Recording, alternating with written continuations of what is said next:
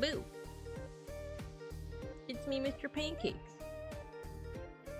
Teacher's out today. No, I'm kidding. It's me. It's me. I'm hiding. I'm hiding, and I'm using Mr. Pancakes as a distraction. Get distracted. Hello, everyone. Hello. Hello, Matthew. Hello, Apolin. Don't worry, you're the first non-mod in the chat. There you go. There you go. So technically, you could be counted first. Hello, beeplebees. Hello, Pickles. Hello, Saku. Mr. Pancakes, my Oshi. Get your stickers. BINKA cosplay as Mr. Pancake icons to distract us. Yeah, it works like a charm. It's like with keys, you know? It's like, oh, what the keys? Who want the Mr. Pancakes? Yahoo! I just ate a lot, so my I might need to clear my throat a lot, and I also just ate an orange, so I am full of orange. And we have an ad break coming up, so... Oh no, it's happening right now! It's happening right now! Oh no! Okay, I'll see you guys after the ad break.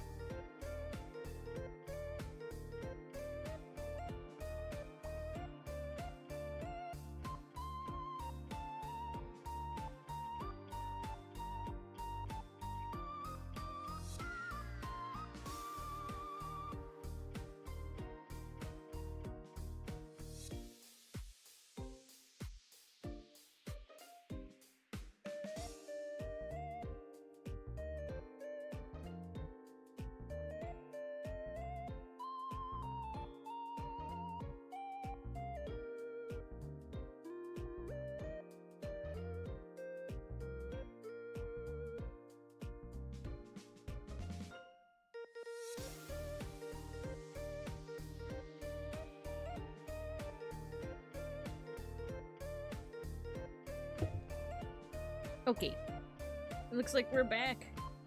Hello everyone, I'm hiding behind Mr. Pancakes. I got a new outfit that I forgot to tease. I forgot to tease it during the Pentiment stream. But instead of teasing it, I'm just gonna show you when we get to the classroom. Hello everyone, you get your stickers, Alright, let's get to the classroom. I'm gone! Who's talking? Then who's driving the class? What a mystery. What a mystery indeed. Let's say our hellos first, and then I'll do a little reveal of my Valentine's outfit, my Galentine's outfit. Where's teacher?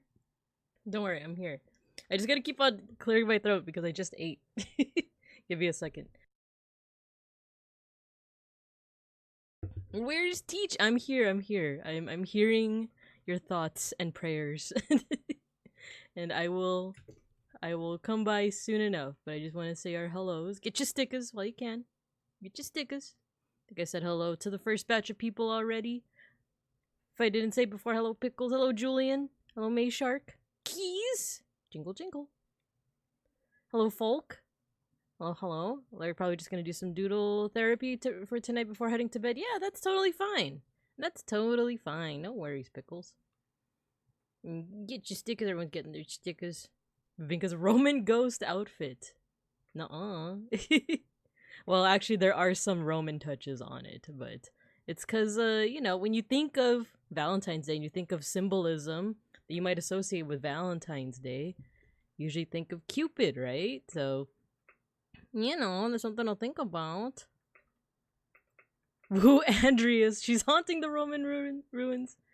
Is this the ghosting outfit? No. Okay, I'll reveal myself. I even have a cute animation to get me down. I mean, yeah, get me down. Like, ready? 3, 2. Well, it's not gonna be like I'm gonna like show my feet first, like the usual reveal. Ready? Ready? 3, 2, 1. Hello, students. It's true. I have ascended. Gonna have to keep clearing my throat. It's true, students. I stayed up all night, dyeing my fur pink for the occasion. She dyed her fur pink for us. It's true. It's true. It really... It totally wasn't just a matter of going into my art program and just using the bucket tool to make myself pink. I totally stayed up all night, just dyeing my fur pink. I feel like I should have a version of this this outfit where like you can clearly see like the purple roots. Ascension. Oh no, you can't pet what's not there. There's no cats there. There's no cats there. You gotta summon them. You gotta summon the cats first, and then you can pet them. Now you're just petting the table. So many hands. No, they're wings. They're wings. Oh no, you're talking about the pet hands. Yeah, isn't this cool and this nifty? This is a hack to avoid the monopose. I know, you guys are petting the table. Good table. Who's a good table? Wait, let me adjust my model a little bit. There we go. Then I'd be covering you guys, I'd be covering the chat. Okay. Now you know what, let's put the... Should we put the table away? There we go. There we go. Psst, psst, psst. Oh no, they're attached to the table! There you go. Okay, I'll put myself up here. That way you can see the cats. So Binka, that new Digimon game. Yes, oh my gosh. I was at work all day yesterday and Tuesday. So I missed the, whatchamacallit. The, wait, let me put some music on. What are we listening to tonight? Let's just put some Vaporwave.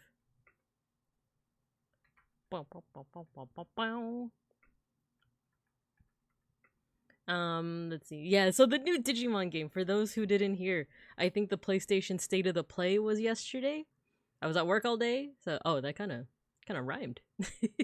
But when I got home, Beans told me immediately that there's a new Digimon game. I checked out the trailer, or actually Beans like texted me as I was at work. But when we got home, first thing we did was watch the trailer. It looked really cool. It's called what is it? Digimon Story Time Stranger. I'm really excited because the graphics look really good. It looks like it's gonna focus on like a team of Digimon. Like there have been hints in theory crafting and stuff. It seems like it's gonna focus on a group of Digimon that I don't think we focused too much on before, at least like in the series that I've seen. So yeah, I'm actually frothing at the mouth about it. Same. Hello, Seishun. Hello. What do you mean purple? Isn't it bluish gray? It's like a blurple. I'm usually like a blurple color. Like my usual coloring is up on the screen, right? It's up on the board right now. It's like a It's like a blurple kinda. It is pretty desaturated, so I can see how you would say bluish gray. The colorblind chatter. No. I won't have to put any effort in getting my boy. Yeah, Gomamon. It seems like the 3 quote-unquote starters that you can get are Gomamon, Patamon, and Demidevimon. And there's a theory. If you don't want to hear the theory, if you want to go into the game fresh, then plug your ears or mute me, or enjoy another stream. It's okay. But the theory is that each one of those starters can become one of the Olympus 12, but specifically the 3 brothers from Greek and Roman lore. So in Greek, you know what? I should do like an educational thing about like Greek mythology, but I feel like a lot of people know Greek mythology, but it's still something to explore. So Greek mythology, there is the Olympians. They're kind of like the most prominent gods. I was gonna say the strongest, but I don't know if they're necessarily like the strongest, but they're definitely the more well-known ones. And of the Olympians, there's 3 who are brothers who are like kind of like even more prominent than that. So there's Zeus, who is the king of the gods. He's like the sky father. He's the god of the sky, god of like masculine things, paternalism, but also lightning, stuff like that. And then his other brother is Poseidon, who is the god of the sea, god of the oceans. And then we have Hades, who is god of the underworld. So if you think about Gomamon, Patamon, and Demidevimon, they kind of align with that. So Gomamon, he's like aquatic, right? A lot of his evolutions are like more aqua-based, like ocean-based. So he would probably be like Poseidon and or Neptunemon. So there's Neptunemon. And then Demidevimon, he's one of the nightmare soldiers. He's more known with like darkness and like Devimon, stuff like that. So he might have a line where he digivolves into Hadesmon. And then finally you have Patamon, who's like a more holy... Oh, you petting the cats. And then we have Patamon, who is, associated with Andromon and like holy digivolution. So he might have a line that turns into Zeus and or Jupitermon, because Jupiter is the Roman name for Zeus. So yeah. That's the theory. Sharp-eyed people who are watching the trailer have said that like you could see hints of, I think there's a Jupitermon in the trailer, but only for like a second, right? I think it's like wrathful mode. I'm pretty sure BeepleBees said that in the Discord as well. Or if not you, I think someone did, but I'm pretty sure it was you, because you're my main person, BeepleBees, for Digimon stuff. Is there a Digimon evolution that seduces everyone? Angelomon, I guess. No, I'm kidding. Wait, let me catch up. There are Digimon that would seduce. Oh, you know what? Lilithmon. Probably Lilithmon. Let's see. Blurple was hard to color match when I was painting that space Binka. Yeah, I know. It's a little bit hard to color match. It's a Blurple. It's definitely like between blue and purple and very desaturated. Any more news? 1 trailer isn't enough. It's just a theory. A Greek theory. Extracting the colors, yeah. So there oh yeah, so Zeus. Yeah, Zeus in Greek mythology is not a great figure, but there are, you know what, this really should be its own like educational stream, because like the whole thing with a lot of we can tell with like Greek mythology, it has been codified into stories, right? But a lot before it was codified, it was oral tradition. And Zeus kind of acts as like the father, literally the father, but also the father figure to a lot of like heroes and demigods and stuff. I suspect it's because of a merging of a whole bunch of stories. Like these could have been stories from different, towns and cities and stuff. And then when they all became united under, or not united, but like when, Greek influence got there, people were like, oh, you know how I know that this hero is the real thing? Because they're a son to Zeus, So I think that is kind of like the meta, or like, I guess, yeah, meta reason why, like, Zeus, sleeps around and has so many kids out of wedlock. All that good stuff, so. But maybe that'll be its own educational stream for its own time. Your car is back in Olympus. You have a counter to that theory? I'm pretty interested. I'm pretty interested. Yeah, Lady Devimon, Angelomon, Lilithmon would probably be one. Seduce like Zeus. We see Agio. Yeah, we do see Agiomon. He's probably... Oh, Jupitermon's pre-evolution. Let's go. Who are you choosing as a starter? Going Devimon? Because if Aizmon is in this game, I need to speedrun him ASAP. That's kind of hard because I do like Gomamon. I do like Gomamon a lot. So it's probably gonna be him, but you know, I'm really edgy. Like I probably want some kind of like demonic thing, you know? Like maybe a cheeky little Devimon here or there, you know? And I think a virus starter is the best place to start for that. Yeah. Zeus, but he's not the one with the most kids. I think he isn't he though? Who's the one with the most kids? Is it not well, I guess there's like Oranos, there's Gaia, there's who else? The Endymion and Selene, they might have the most kids. But yeah.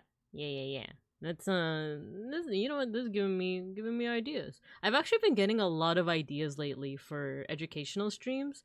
I kind of thought I was losing my touch, you know. I was like, oh, I already did like Filipino dance, I already did art. I've run out of ideas. I've run dry. But I haven't. I've actually been getting more and more ideas. One of them might actually come out of this stream. We'll see.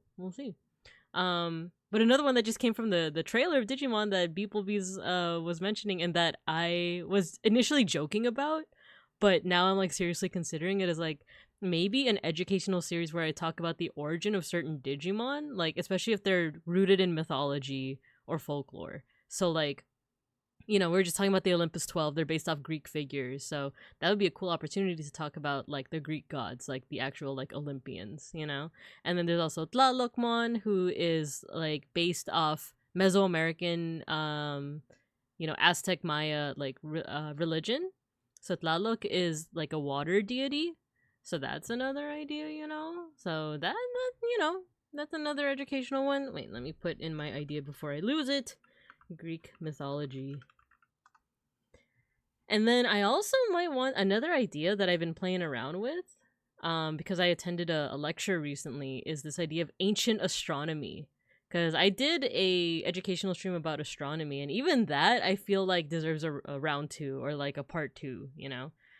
But I think another really cool aspect of astronomy is how ancient cultures like did astronomy, you know, like how did they navigate the stars and stuff like that? Because I keep telling students this, like a lot of people will assume that ancient cultures, they're like primitive and stuff, but no, like if you aren't distracted by things like video games and modern day capitalism and all that, you have so much time to look up at the stars, tell oral stories to each other, and like turn that into a cosmology, turn that into like a worldview, right? So and if you have all that time to look up at the stars, you have enough time to observe how they move every single day, right? Or every single night, rather. So, yeah, a lot of ancient cultures knew stuff like astronomy and like they could chart out exactly where Venus was at any given day, you know, stuff like that. So that might be another cool educational topic. Oh yeah. It's just me, it's just me and my horrific shadow eyeball dragon son against the world. I'm rooting for you. I'm rooting for you. Belgian? Wait, so what? Who's the top one? Who's the top Greek god, Julian, that has the most kids? I'm curious. I'm curious who you mean. But otherwise, speaking of educational topics, that's what we're doing today. We're doing another educational topic on tarot cards. Because, you know, I occasionally do tarot readings. I haven't done them recently, but it's because they're a redeem. But I don't always activate the redeem. But you know what they say? If you give a man a fish, he eats for a day. If you teach a man to fish, he eats for a lifetime, or something like that. I'm gonna teach you guys the basics of how to read your own dang tarot cards, so you don't have to depend on me anymore. Nah, I'm just kidding. You can still depend on me. You can still redeem the option when it's open. I don't think I have the energy to do any tarot readings today, because I feel like I'm going to expend all that energy presenting it to you guys. But yeah, if you have ever been interested in the idea of like reading tarot cards, or if you see it in like a video game and you always wonder like what the symbolism might be. And maybe not even just a video game. Like I think The Simpsons like made a joke once or twice with tarot where it's like was it the episode where Lisa sees her future and at first she draws like the death card and the fortune teller is like, "Oh no, it's a good card. It's about transformation and stuff." And then the second card she draws is like the fluffy bunny card and Lisa's like, "Aw." But then the fortune teller's like, "Oh god." It's like, "Oh god, it's the fluffy bunny card. No."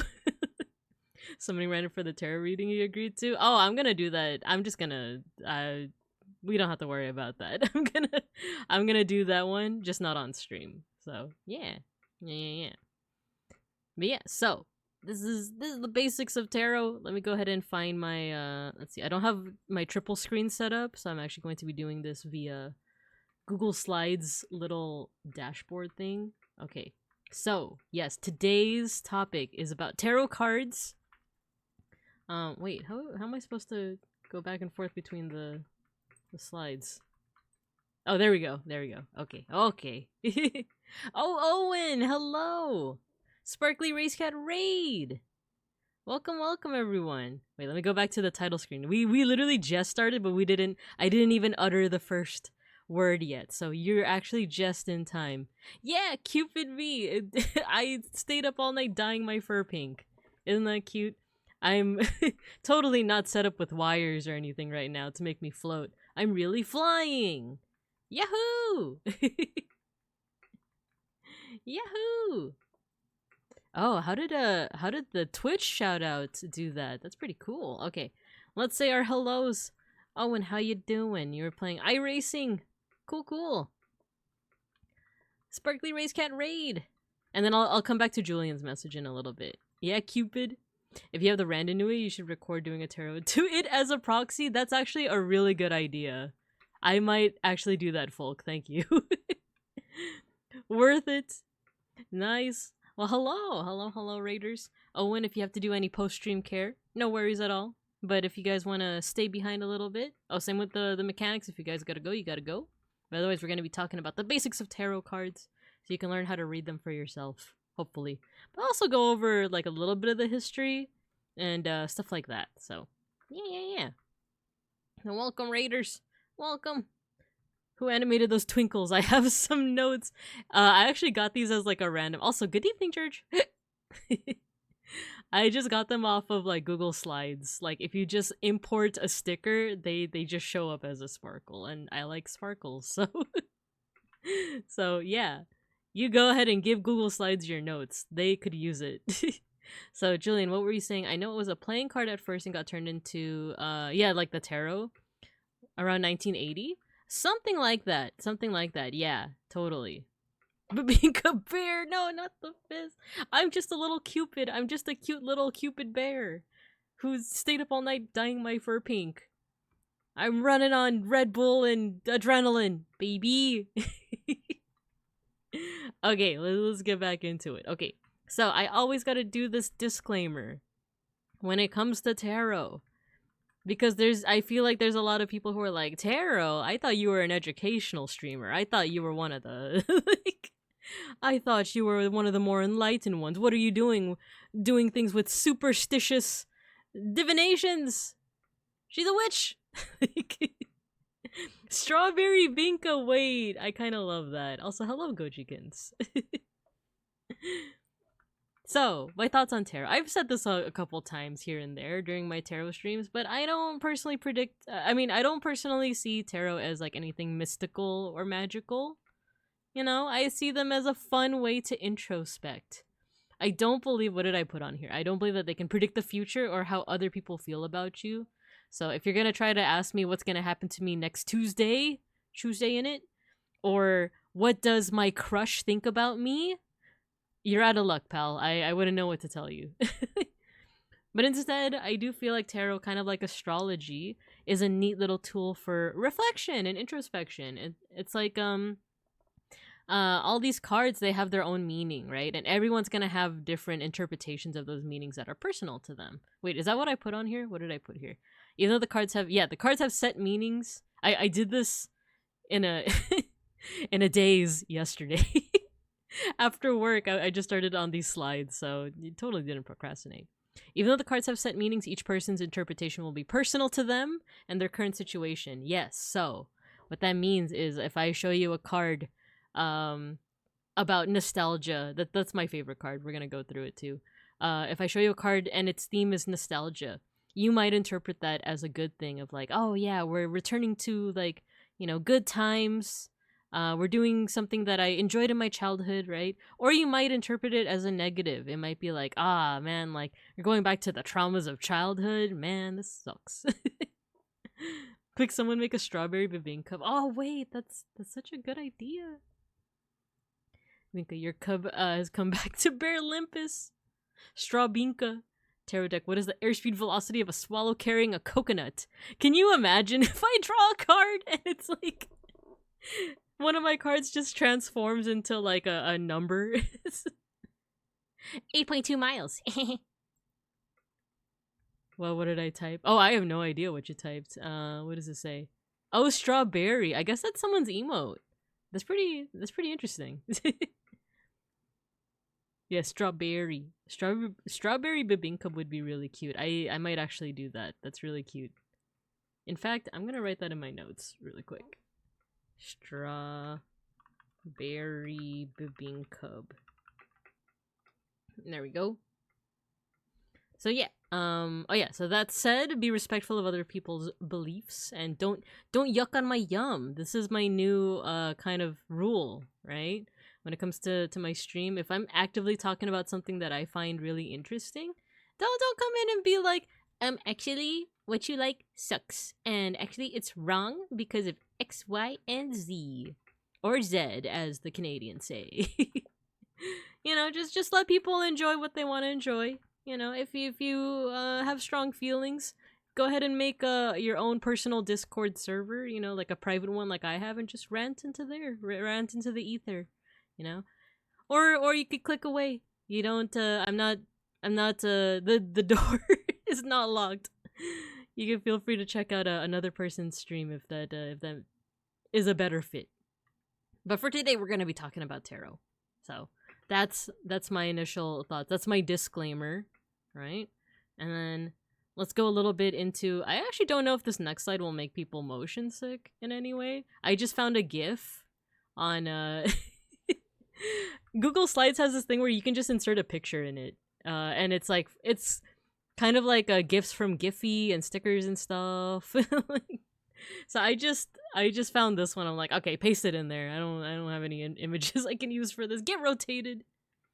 I'm gonna lurk and eat. I'm exhausted. Plus, put my energy into drawing. Have fun yapping. Yeah, of course. By the way, the thing that you wanted feedback on, Julian, you can still post it in the server under Artists, but just make sure to make a new post, and then I'd be happy to respond to it. But yeah, you did really good on that illustration.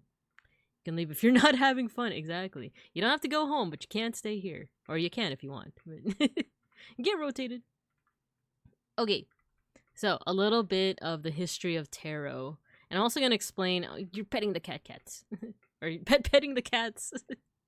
A little bit... I'm actually not super well versed in the history of tarot. And this idea of cartomancy. Cartomancy is basically just a fancy term meaning... you want to try and tell the future via cards. It's a form of what's called divination, which is basically just like the study of, not really the study of, but the action of like trying to predict the future. And there's different ways that people have tried to do that in the past. So like, you know, you could try to read the future with tea leaves, right? Or like with dice, stuff like that. So cartomancy is part of that, but it's specifically using cards. So tarot is one of the more popular ways to practice cartomancy, but or I don't know if I'm even pronouncing that right. Cartomancy? Cardamon? Cardcaptor Sakura? Anyway. There's tarot cards, but you can also actually you could do similar predictions with a 52 card deck, you know, like the one that you see in Balatro. And in FF14 it lets you be healer. It's true. It's true. When you play, is it when you play Astrologian? It's been a while since I've played, but I know that cards are a part of it, right? So, yeah, you can heal if you practice cartomancy. FF14 said so. No, why are you attacking me? Oh no. But yeah, so but yeah, the thing is like I know that if people are like very religious and you practice like a Abrahamic religions such as like Judaism, Islam, or Christianity, I think there are things about like God doesn't want, or like they say like you don't want to be predicting the future, or it's like heretical to do so. It's not good to do so because only God can know the future, right? I actually did a tarot reading one time for a friend who like he wasn't like devoutly Muslim, but he did grow up Muslim, and he was saying that like like I really shouldn't be doing this because my religion says that like we're not allowed to see the future. But at the same time, it's kind of like what I said in the first slide. I don't see this as any kind of real like future telling. I see it as just a fun way to kind of like introspect and see where your own thoughts are at, but this gives you a little bit more direction. That being said, I do respect folks who, say that like, oh, I don't want to even like touch that. That's totally fine. But yeah. Oddly enough though, with tarot cards, they didn't start out as these divination tools. They started out as a card game. As not a children's card game, mind you. But an Italian parlor game, and this was in the 1300s. And apparently, I didn't really do that much research into it, but it's similar to the current day card game Bridge, which I have also never played before. I've played Duroc, I've played Pasoi, I've played Speed, but I have not played Bridge yet. Not yet, at least. But apparently it's very similar. So it was just a playing card game. You want to imagine Yu-Gi-Oh! Like something happening to Yu-Gi-Oh! In that. You know what? That would actually be a really Pasoi Dos, yes. I love Pasoi Dos. You know what? I think I'm gonna use Yu-Gi-Oh! as a metaphor here, as a comparison. So imagine that you're like playing Yu-Gi-Oh! And then in the history of tarot, what had happened is that once the game got to France, and around like 100 years later, there was the culture back then was all about this thing called Hermeticism, but also mysticism and Egyptian revivalism. So basically, people back then were into like mystical stuff. And it's funny because they were also devoutly Christian and Catholic, but they just thought it was like a neat thing, like it was like, ooh, this is kind of neat, like mystical stuff. Now I need a tarot deck for gaming purposes. Yeah, I think there are replicas.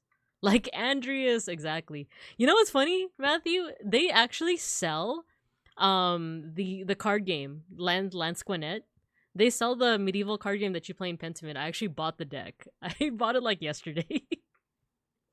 But yeah, so the culture back in France in 15th century, not all over the place, but like in some circles, was like this feeling of mysticism. So as they were playing this card game, they started to kind of imbue those, or like kind of insert these mystical references into the cards, and they started to use them as like as fortune telling cards. So if we go to our Yu-Gi-Oh comparison, it's like, imagine that like everyone is like playing Yu-Gi-Oh, right? Like, or we just enjoy it as like a card game, right? Like it's competitive and all that. And I want you to imagine that like either there's a certain culture in the world, or I always like to use the comparison of like aliens. Like imagine aliens come and land on the earth, and they see us playing this card game, and they're like, ooh, what's that? And imagine that they're really into like mysticism and fortune telling, right? They then might look at these cards and be like, oh, you know what, that blue eyes white dragon, I think that's symbolic of something. Oh, Nixie Dove, hello. Yes, I'm a Valentine's bear today. I'm strawberry. I'm strawberry flavored. Don't eat my hair though, it's full of dye. It's full of paint dye. It's just so much pink dye. My apartment is just so full of pink. But yeah, so Nixie Dove, if you're just joining us, we're talking a little bit about the history of tarot. It used to be a card game, like a parlor game, like a just a game that you would play for fun, right? But then mysticism was kind of all the rage, and people started to imbue it with like mystical qualities. So it's strawberry. So it'd be like if someone did the same with Yu-Gi-Oh cards, where it's like, oh, instead of playing Yu-Gi-Oh as a card game, you know what, let's just take out the entire idea of like aliens. But But you want to imagine someone is just like, oh, you know what? Instead of playing Blue Eyes White Dragon in attack mode, I flip it over and I say that Blue Eyes White Dragon is indicative of the purity and strength of your life. I'm kind of just making this up as I go. I'm trying to think of like another good one. Let's say you get Dark Magician. I draw Dark Magician and I play it reversed. Meaning that you are hiding from the darker aspects of your life. I feel like that's pretty good, right? That's pretty good. Like, you're hiding from the darker aspects of your life, which you should actually embrace. Because then, if you power it up with Swords of Revealing Light, then you can actually beat the Blue Eyes White Dragon. I'm just making things up. But you know what I mean? Like, people just started inserting these kind of mystical symbolisms onto these playing cards, which is funny because you can, like I said, you can actually do the same with like an ordinary 52 card playing deck. You know, like when you draw the Ace of Spades, you can interpret that as like, oh, you have some trouble in your love life, stuff like that, you know. So the symbols that we're actually going to see today, and the symbols that a lot of modern decks derive from, excuse me, I got a burp. They actually come from a British occultist named Arthur Edward Waite and artist Pamela Coleman Ryder. And this is known as the Rider-Waite deck. So the card that is currently rotating on the screen, the Fool, is actually part of Ryder's artwork. So a lot of decks are based off the Rider-Waite deck, but not all. And the reason why they kind of created like this new deck with all new imagery is because back then it literally was just like a playing card deck where the 3 of Cups didn't have any imagery. It's literally just 3 cups, you know? So they created their own deck so that you can more easily have these like specific meanings attached to them, if that makes sense. So yeah, that's actually what we're going to be looking at today. I think I need to sneeze. Okay. It's funny because I muted to sneeze, and after I sneezed, that's when the music got all glitchy, and I'm like, did I break something by sneezing? But anyway, okay, next up. So here we're actually going to get into the meat and potatoes of things, the vegan meat and the potatoes of things. So tarot card decks are made up of 78 cards. There's going to be a little bit of math in this, so don't be scared. I'm here with you, BINKA. I'm going to hold your paws, or lack thereof. I'll hold your tails. So a deck of tarot cards is 78 cards. And then it's divided into what's called the major and the minor arcana. And we are going to go into both in a little bit more detail, so you don't need to take notes unless you really want to. But then also cards can be drawn reversed, so I'll explain that as well. So the major arcana is 22 cards. However, oh, you know what? I mislabeled that. It's supposed to be labeled 0 to 21. But 22 cards. And when you draw them, they basically have to do with major life events. And in my personal practice, or how I interpret the cards, they're guidance or ways to introspect about major life events. Like, let's say that you either want a new job, or you recently got a new job, or you've been thinking about a new job, or you're thinking about like a new creative thing that you want to do, then the major arcana would be relating more to that. The minor arcana is the remaining 56 cards, and these are divided into 4 suits. So the 4 suits, like, and if you don't know what suits are, it's kind of like in a playing card deck, it's like the spades, diamonds, hearts, what's the last one? Clubs. It's like that, but the ones associated with tarot most commonly are the wands, the cups, the swords, and the coins, or also known as the pentacles. So when you draw one of these cards, it's asking you to think more about like your everyday life, or like more mundane things, like you know, like, what should I do today? Should I focus on art today, or should I focus on, I don't know, planning a trip? Stuff like that. So that's the major and minor arcana. And of course, the cards, like I said, can also be drawn reversed. And usually this is like seen as like a negative or a reversal of the card's image, right? So if you are drawing a card about, let's see. Oh, like I think a really easy one is the 2 of Cups. Usually when that's drawn upright, it's like a partnership or a romantic partnership or a friendship, basically something having to do with two people, right? If you draw it in reverse, then you want to imagine that reverse. Like maybe there's a breakdown in communication, or like just something negative having to do with like a couple, right? It doesn't have to be romantic. It could also be like platonic, or it could be business related. But what I put here is also like an easy way to think of it. You can think of it as a lack of or excess of a card's meaning. So that Two of Cups, like I said, it has to do with like relationships or like couples or just two people getting to know each other better. So maybe there's a lack of that, as in there's a lack of like new relationships or new kind of like friendships in your sphere, right? Or excess. So it could mean that like you're getting a little bit too much attention from another person, right? Like you kind of want some time to yourself, and you might want to just chill by yourself to recover your social battery, right? So that's kind of like the basics of how a tarot card deck is divided. But now we're actually going to go into the individual cards themselves. So because I do want to save on my voice, I don't want to like waste my voice too much, or not waste, but you know, like I don't want my voice to give out too fast. I tried to basically just summarize the meaning of each of the cards with just like a singular word or singular phrase. Excuse me, give me a second. I needed to burp. So the thing with the major arcana, another thing that I didn't really mention is that they kind of tell a story. Like there is kind of a beginning and an end to these. So for me, I don't really see the story. I see more of like the trajectory of it, if that makes sense. But we're gonna go through these cards and then I'll kind of like show you examples of what I mean. So for example, the first card in the major arcana is the Fool. Is the Fool. And this is actually a really good card to start with when it comes to like knowing how to read the cards, or knowing like what reversals mean. The Randon.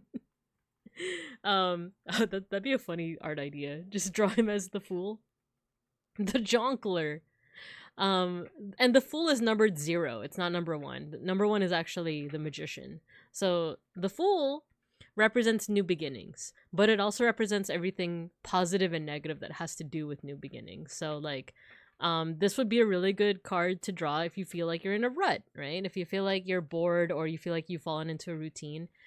The Fool means that like you should pursue something new. You should pursue either like a new creative endeavor, maybe a new art project, or maybe you should seek out a new job or like a new relationship, or you should go out and like, this is saying like put your reservations to the wayside. It's like if you're scared of like meeting or doing something new, don't be scared. Just have confidence.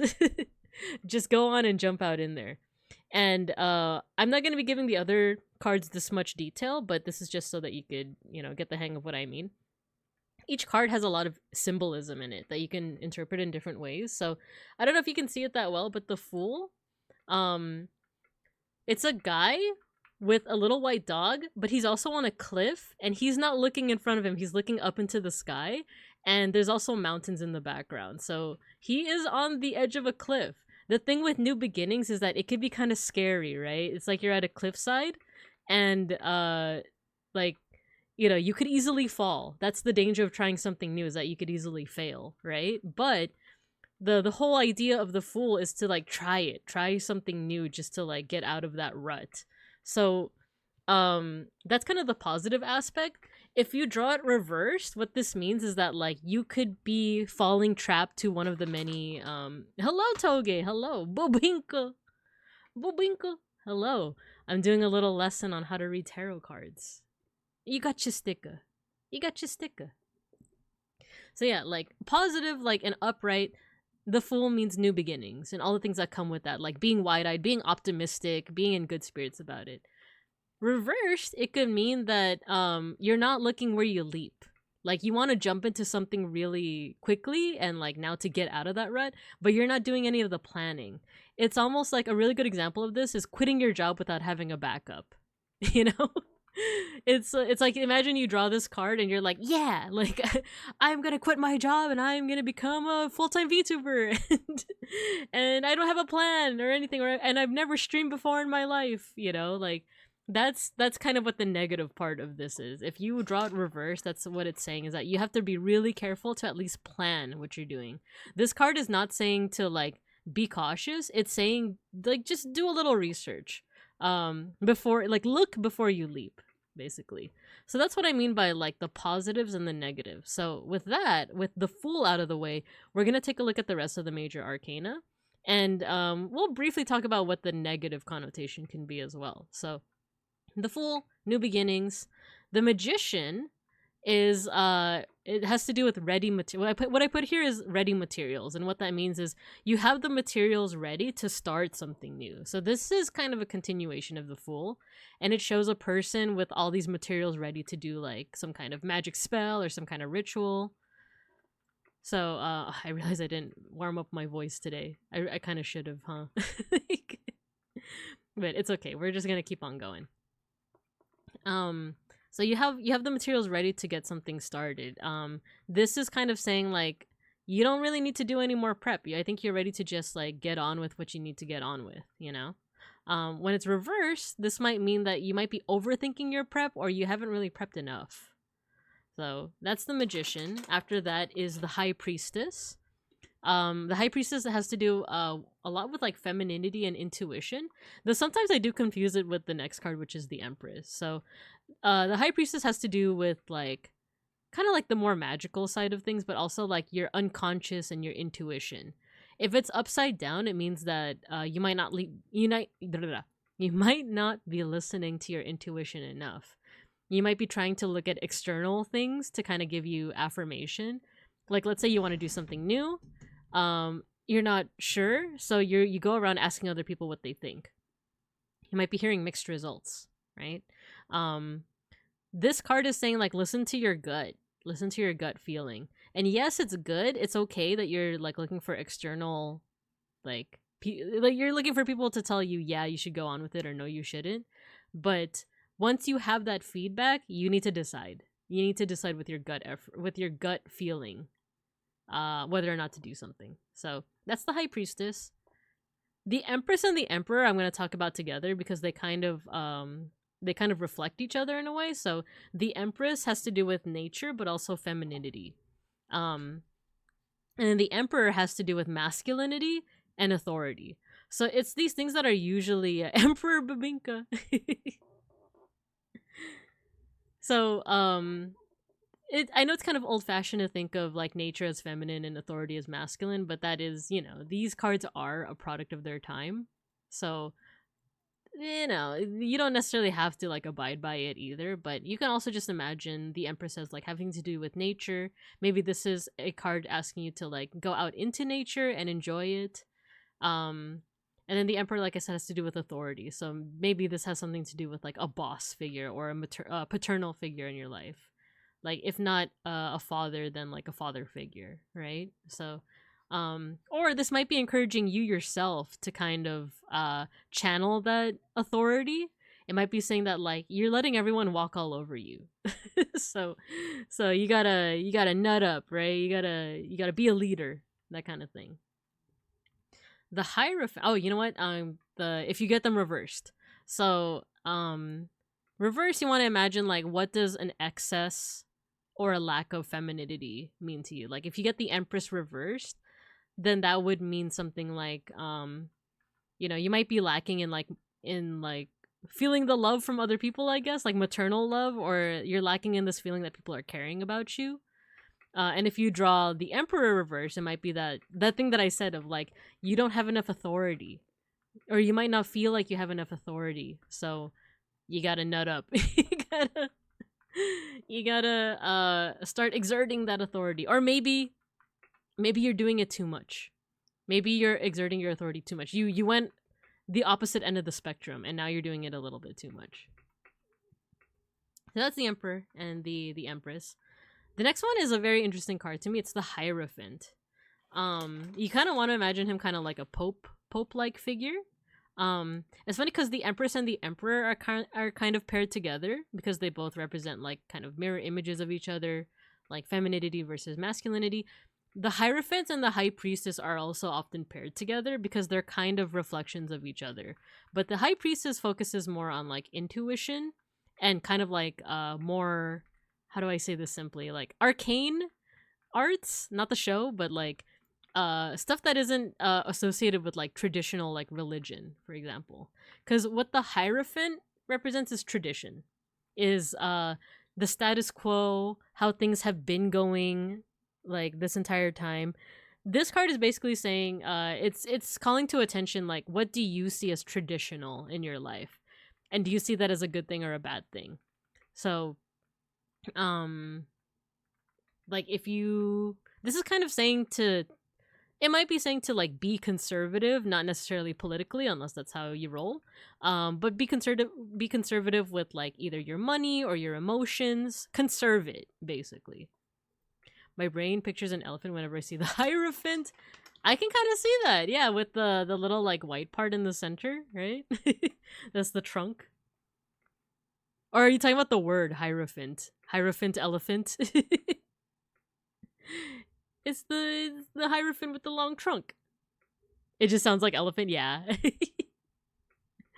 So yeah, Hierophant is, I think it's just an old word for like pope, because sometimes the High Priestess I think is also called the Popess. So pope and popess, you know. But this has to do with tradition. If you get the card reverse, it might mean that you want to break away from tradition, or you want to break away from something like a habit that you've been doing. Like I often like to say that I'm a creature of habit. Whenever I go to work, I order, there's like a little bodega. One of the few bodegas that I was familiar with before I went to New York City. We got a little bodega, and I always get the same exact thing every single time just because it's good, you know? It's good. Like, why, if it's not broke, why fix it? So I get the same exact thing. I always get like a certain type of sandwich. This, if you get the Hierophant reverse, it might be saying like, you know what? Try the breakfast burrito this time. Do something a little different. So yeah, those are the first couple cards. Hello, Shiopi. Hello. Here's the next couple of cards. I'll start going a little bit faster now. Oh, you're petting the cats. Lovers has to do with harmony. Like two people coming together. Once again, this can be like a platonic relationship. It could be romantic. Or it could just be like a business venture. Like you're working together with someone on a project. And it's saying that like things you might be concerned with it, or things are probably gonna go good, you know, unless it's reverse, in which case it's like you might have anxiety over working with other people and that kind of thing, or there might be disharmony somewhere in your life. Berhayo, that's so cute. Berhayo. The Chariot, I always think of this as like a you want to imagine Speed Racer when you get the Chariot. The word that I was going to use for this one was trajectory, meaning like if you feel like you're doing good at a project, this card is saying that yes, you are doing good at a project. This is saying that you're on the right track. Or you might be concerned whether or not you're on the right track. This is kind of like, take this as confirmation that like, yeah, you're on the right track, just keep on going with it, which is why I put willpower. I always imagine this as like, I think in more modern, like I have a Vaporwave theme deck. They replaced the Chariot with a car. You just want to imagine like a car going, you know, however miles per hour or however kilometers per hour. It's saying that you're on the right road. You're on the right track. Oh, some of these cards are kind of self-explanatory, but I just put a synonym underneath it. So the examples are strength and justice. There's not really much more of a deeper meaning. It's just like strength is strength and justice is justice. It's like this is saying that like you need to be practicing more strength. Hollow justice. Or practice more determination. And then for justice, it's asking you whether you feel like your actions are fair or just in a way. The Hermit is an interesting one because this has to do with seclusion, but it's not necessarily like a bad thing. It's seclusion so that you can think. You know what? It's very similar to another card called the Hangman. Yeah, the Hangman. Both of these have to do with like I guess with the hermit, it's more so looking inward. So a hermit is someone who like secludes themselves somewhere, like they don't live among other people, they just live by themselves. But that's not necessarily a negative thing because the connotation might be like loneliness, right? But this is more so like you're alone, so you have more time to think. You have more time to reflect. So this is kind of saying that like if you're feeling overwhelmed, especially socially, this is the time to kind of seclude yourself so that you have a little bit more space and time to think. Wheel of Fortune, I've always had kind of trouble with. I'd be reflecting too much. So that if you are feeling that way, Toge, and you draw the Hermit but reversed, that might be saying the opposite. That might be saying that you're spending too much time reflecting. It's time to go out. It's time to even not go out, but just like rather than secluding yourself, now is the time to like chat with folks. Now is the time, or even if you don't want to chat with folks, you can also just like, as they say, go out and touch grass. Right? So that's a good point, right?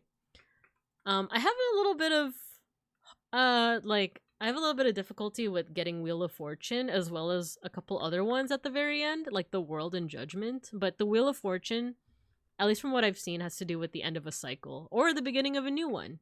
So let's say that you're doing a reading relating to work, and let's say that your work has cycles in a way. I think like what computer science people have something like that where it's like a sprint or something like that. So it could be saying that like you're kind of like reaching the end of that sprint and you should start prepping for the next one.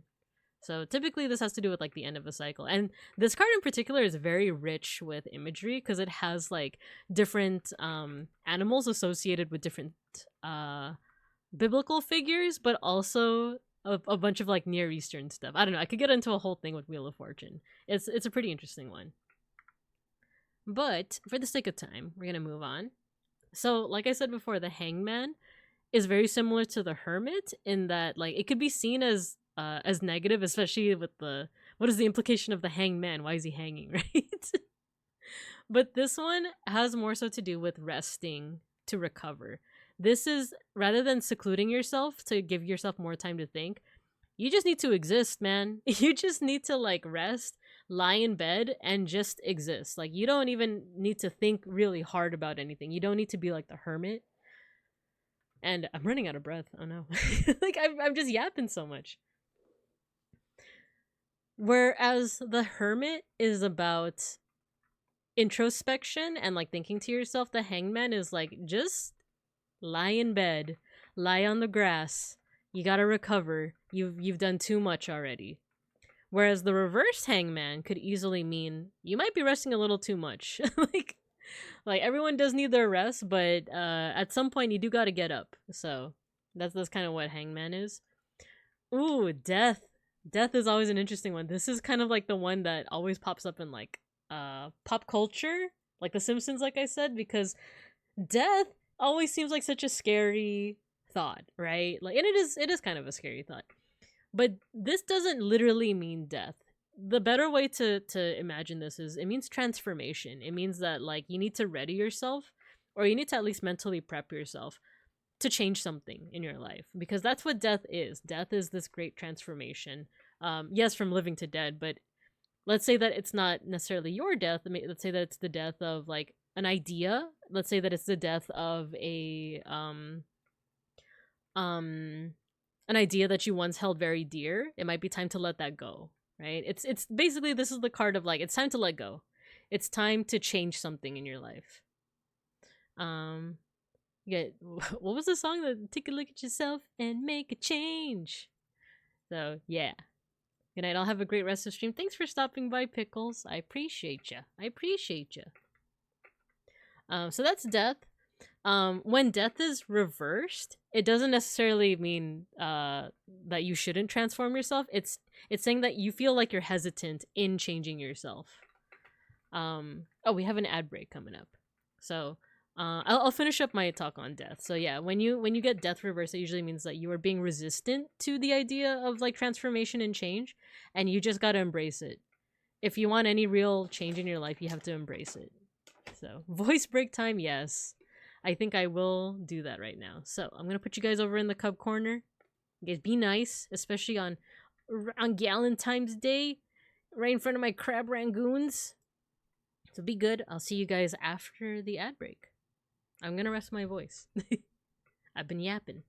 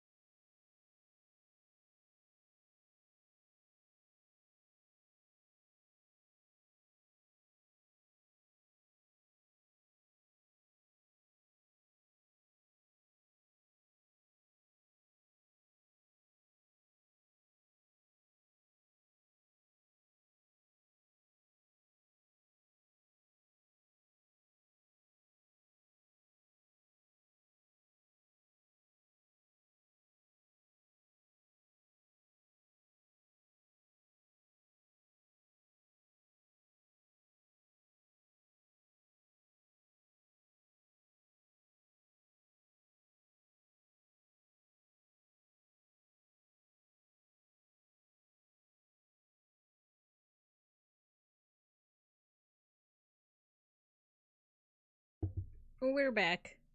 We're back. Who stole my crab rangoons? Toge. Hello, Zako. Hello. Guess he's crashed out over a crush, Zako, which means I'm in the light now, baby. Hello, hello. Eat the book. No, don't eat the books. Don't eat the books. They're ancient. Munch, no regrets now, my crab raccoons. Why does this keep happening? It just keeps happening. Okay, let's get back to talking about the major arcana. I know this might seem like just a lot of memorization. Which it kind of is. But once we get to the minor arcana, it does start to follow kind of a formula in a way.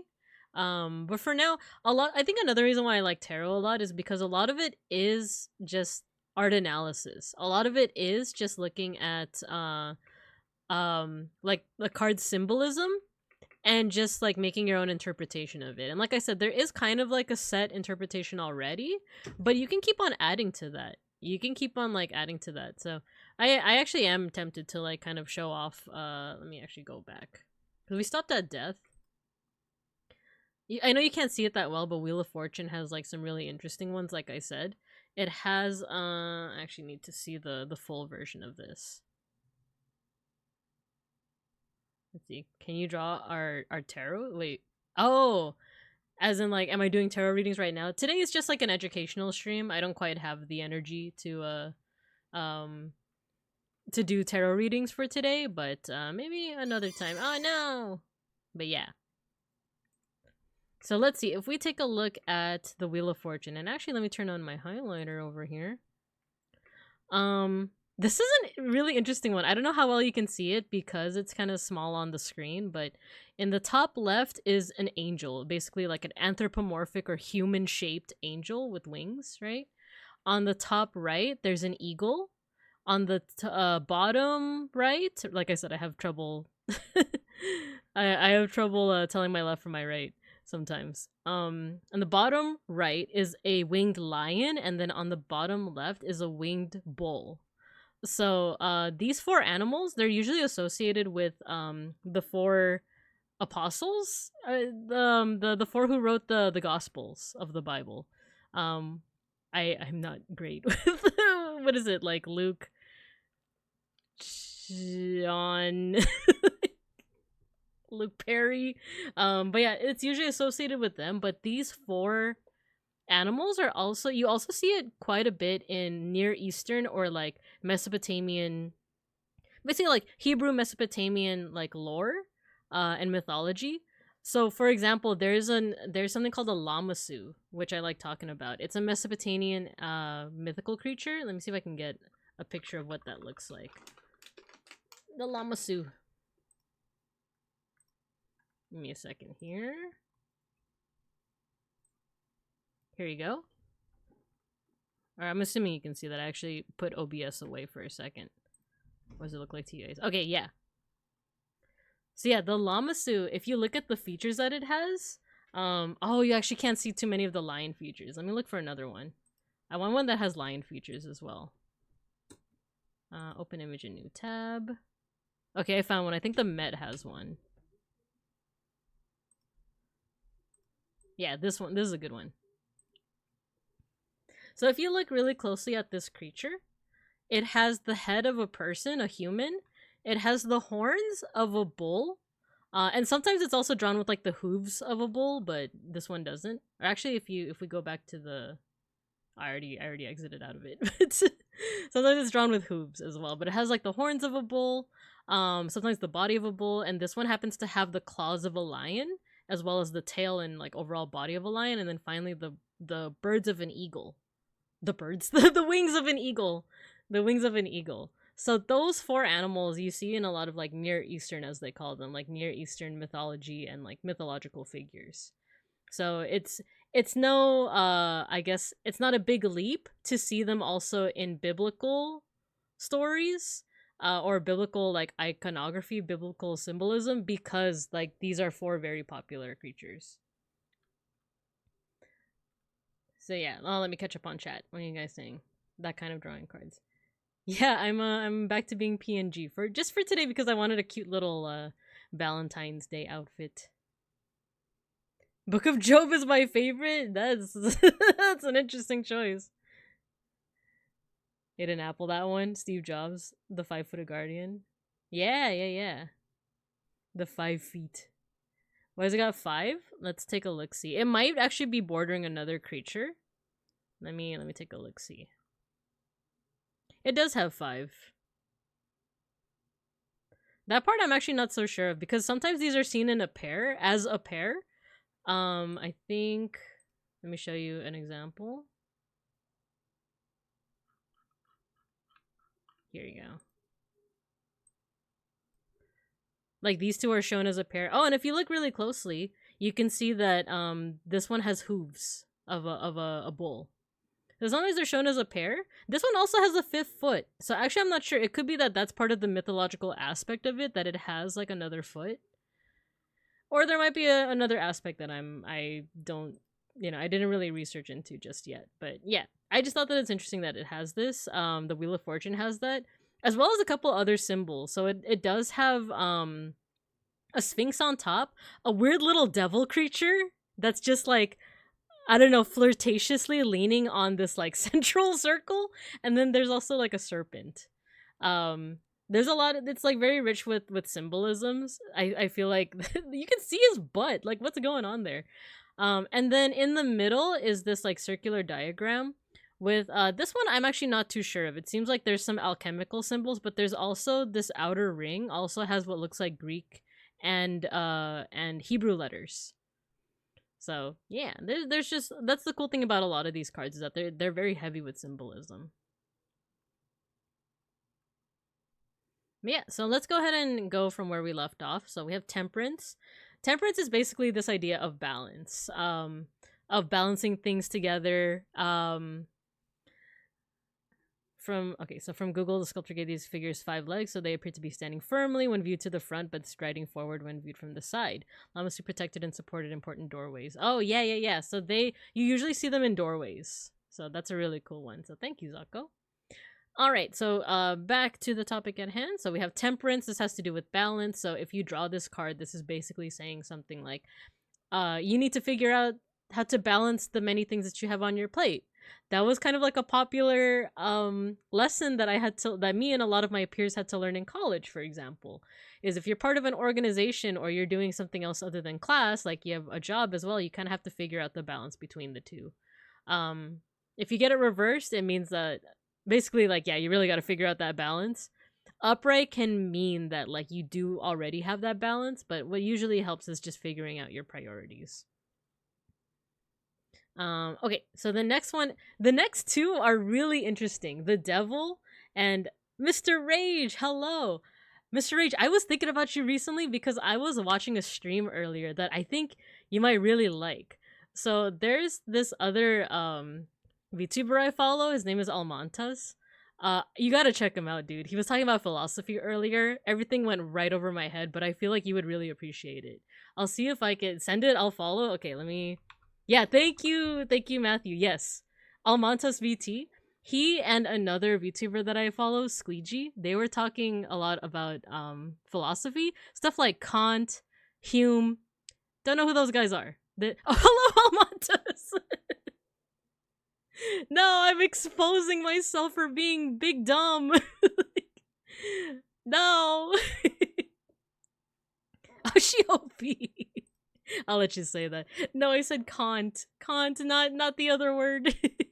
I was cooking and I get the shout out. Yeah, Almantas, when I was watching your stream with Squeegee, I was thinking of my friend DT Rage 91 over here. He's an IRL friend of mine. We go way back, and he loves this stuff. But I think I just exposed myself for being like, I'm so big dumb. It's like the meme with the ogre, where it's like, ogre is so dumb. Ogre can only get the surface. Oh my god, I gotta get that meme. The ogre is so dumb meme. That's how I feel. Where it's like I feel like I can get like the broad strokes of certain things, but like if you're asking me about art history, I got you. But the moment you break out the philosophy, I'm like, oh jeez. Let's see, where is this meme? Mature content, come on, I just want like a picture.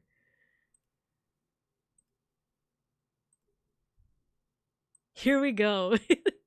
Everyone call Ogre stupid and it true. Ogre barely even literate. Ogre finally finished reading Ulysses, but Ogre can only identify surface level themes like religion and nationalism and can't comprehend deeper ideas like remorse of conscience that make James Joyce's novel a modernist classic. Ogre's so dumb and it make Ogre sad. At this rate, Ogre will never understand Finnegan's Wake.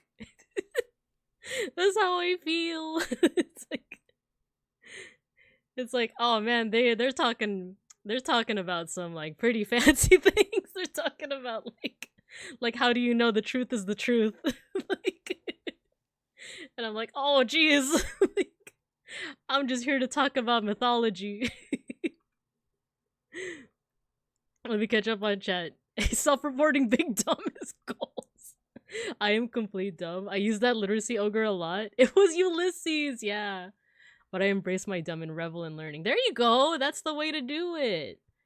That's the way to do it. I'll put it in your oh, you got it already. I'm so sorry. I think you I went to Google and everything. Thank you. Thank you, Almontes. You got it. The version that Almontes sent is like the Tumblr version that also has the replies that are like, one of the replies is, someone please tell him his analysis may be superficial, but it shows deep understanding of symbolism. It's like, wow. You just like me for real, for real. I feel so attacked mid-scene. We did some metaphors that made it. Yeah, you did. You did. Like, that's what I really appreciated, is that at a certain point, Almontes did like this kind of what do you call it? A Punnett square? Like it's like a Punnett square of like some really fancy Latin terms like priori, something like that. And you did use a lot of metaphors to make it accessible, because I was listening to it while I was also doing work. I was like doing my work from home stuff, and I was like, oh, this actually does make sense. I am kind of like overstating me being big dumb, but at first I was like, whoa, they're talking about some like deep stuff. I call it a Punnett square in my head, but most people call them, oh, alignment charts. Yes. Hello, Idol. Hello. Welcome. We went on a bit of a tangent from tarot, but it was to recommend Almontes, who is currently in the chat, who you guys should check out his most recent VOD with Squeegee 3D. It was really good. It was really good. So if you guys are fans of philosophy and epistemology, which is what they were talking about, you should check that out. Yeah, get appreciated. Yeah, EJ, I've been watching a couple of her streams lately. She's like, I love her her talks on like character design and just the way that she does analysis. Like, that's totally like what I really love about like art history, tarot. What I'm talking about right now is just this idea of just analyzing art and turning that analysis into something personal to you. So considering the last tarot, I feel particularly seen as for what it means. And my last name, brother, oh my gosh. And this guy is practically my brother, by the way. But like, the Tower is kind of a crazy card. But before we get to that, we're gonna talk about the Devil. Wait.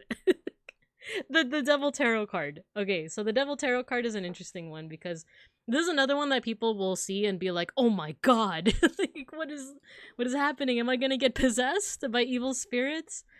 No, the devil has to do more so with things like temptations and attachments, vices, addictions, that kind of thing. So if you get this card, it's most likely kind of calling you out on like having something that you are way too into. It might not be to the level of addiction just yet, but it's basically saying like you might be getting there, brother. So, you know, you might want to find something else. The gym, I don't know. The gym's a good one though, because you do get like physically fitter, right? But yeah, so the devil has to do with that. If you get it reverse, it could mean that the addictions are winning, or like it's a cope. It's not. If you get a reverse, it could mean it's very similar to death in that like you might be resistant to changing. It could mean that you're well aware of your vices, but you're very resistant to like changing those vices. So this is even more of like a blinking red light of like you gotta make some change. You gotta look at yourself and make a change. It's Michael Jackson. That's where that's from. I was like, where am I getting this from? But yeah, so that's the devil. The tower. Okay, so people are usually afraid of the death card. To be honest, it's the tower you should be a bit more apprehensive about, I guess, because the tower usually has to do with calamity, great upheaval, sudden change. If you're the kind of person that reads tarot cards like a little bit more literally and you see them as more mystical or magical, this is a scary card to run into because it basically means like catastrophe is about to happen. However, if we're looking at it from through the lens of this is for your introspection, then you want to see it more as like think of any sudden change that has happened recently, especially if it was unpleasant to you. This is kind of saying that like that change needed to happen. In my personal tarot deck, the one that has to do with mythology and folklore, the tower is represented by Rapunzel, the story of like Rapunzel, who like lives in a tower, and then it's not until, especially in like the Disney version, it's not until she escapes from that tower that like true change happens to her, right? So, and death is more change, exactly, Julian. So but that her coming out of that tower was fully necessary. It was a big change for her because she lived in that tower her entire life. It's kind of like the whole thing with the frog in the well. If a frog lives in a well for its entire life and it doesn't know about the outside world, it has no desire to go to that outside world. But when you take that frog out of the well, then there's a whole new place to explore. Oh wait, there's a better metaphor. The cave thing. The one with the shadows and the puppets and the keys and the whole new world. But yeah, I think you guys get what I'm saying. You gotta a whole fantastic point of view. You gotta escape from the well. You gotta escape from the cave. It's a necessary change. It's a scary one, but it's a necessary one. So, let's see. How do I get to my next slide? There we go. This is the last batch of major arcana, and then we're gonna get to the minor arcana. So, if you've been looking really intensely and trying to find a story here, there kind of is a story of like the fool setting out on their adventure, the magician, readying things, and then going through this journey of like self-discovery, right? And then once it gets to things like death, temperance, devil, and tower, it seems very dark. It seems very like there's so much catastrophe, there's so much danger, so many bad things happening. But they're all necessary. This last batch of cards is kind of the epilogue. Are we on the hero's journey? Kinda. Not necessarily the hero's journey, but a journey, right? So these last 5 cards all have to do with, like, they're a little bit more positive, but they're also kind of like the aftermath of this tower. Because if you imagine the story of like someone going through death and then seeing this angel of temperance and then seeing the devil and then this catastrophic tower thing, the star is kind of what comes afterwards. And the star has to do with hope. So stars, since time immemorial, basically. Oh my god, sorry, tangent. Mr. Rage, if you have time between now and the beginning of March, there is a museum exhibit that I would want to show you. Has to do with this, but the star, like, since time immemorial, people have been looking to the stars for inspiration, for stories, storytelling, all that kind of stuff. So the star does represent hope. You son of a bitch, I'm in. No swearing in my classroom. No, I'm just kidding. You guys can swear. It's just me. It's me. I have to be a good teacher. I have to be a good Cupid bear. So yeah, the star represents hope. Reverse, the star can be either a lack of hope, that you're hecking dang, I'm in. I love that, Gojikins. It can mean that there's either you're not trusting in hope enough, or you're trusting into it too much, or you might even have misplaced hope in something. PG-13 strawberry. It's true. It's true. Alright, so next up we have the moon and the sun. The moon has to do with kind of like intuition, the unconscious. The symbolism in this one is also really neat because there's 2 dogs and a lobster. What a gay old time. Am I right? But this one is very similar to the High Priestess in that it represents like kind of like the feelings just under the surface. If there's a feeling that you are kind of hiding deep down, but not so deep down that you're trying to repress it, the moon is saying to just let that out. Let it all out. Be good or she'll give you the Care Bear stare. That's right, I got laser beams. I mean the Care Bear stare. G. So the moon has to do with that, but I also put here illusion. Illusion as in like you want to be careful of illusions or things that might seem too good to be true. 2 dogs and a lobster? Sign me up. Alpaca, hello. We're talking about tarot cards today. We're not doing tarot readings. I don't quite have the energy for it, but I'm gonna teach you guys to tarot read. Teach a BINKA to wait, what is it? Give a BINKA a tarot reading and they'll be happy for a day. Teach them to tarot read, they'll be happy for a lifetime. Maybe, hopefully. You guys are exploding each other. How could you? Okay.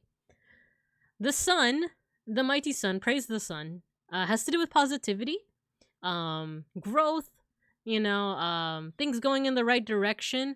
But sometimes the sun can be a little too intense. If you live in California or any southwest place, or you live in a tropical region, you know that sometimes the sun can be a little too intense sometimes. So this can also mean toxic positivity in the terms of like you gotta be open to some critique sometimes, or it's okay to also feel sad sometimes. Or it could be that you need a little bit more sun, like not literally, but like just some time to take your mind off things. I came by real quick to say hello. I gotta get going. Yeah, no problem, Alpaca. No problem. Have a good night. And thanks for stopping by.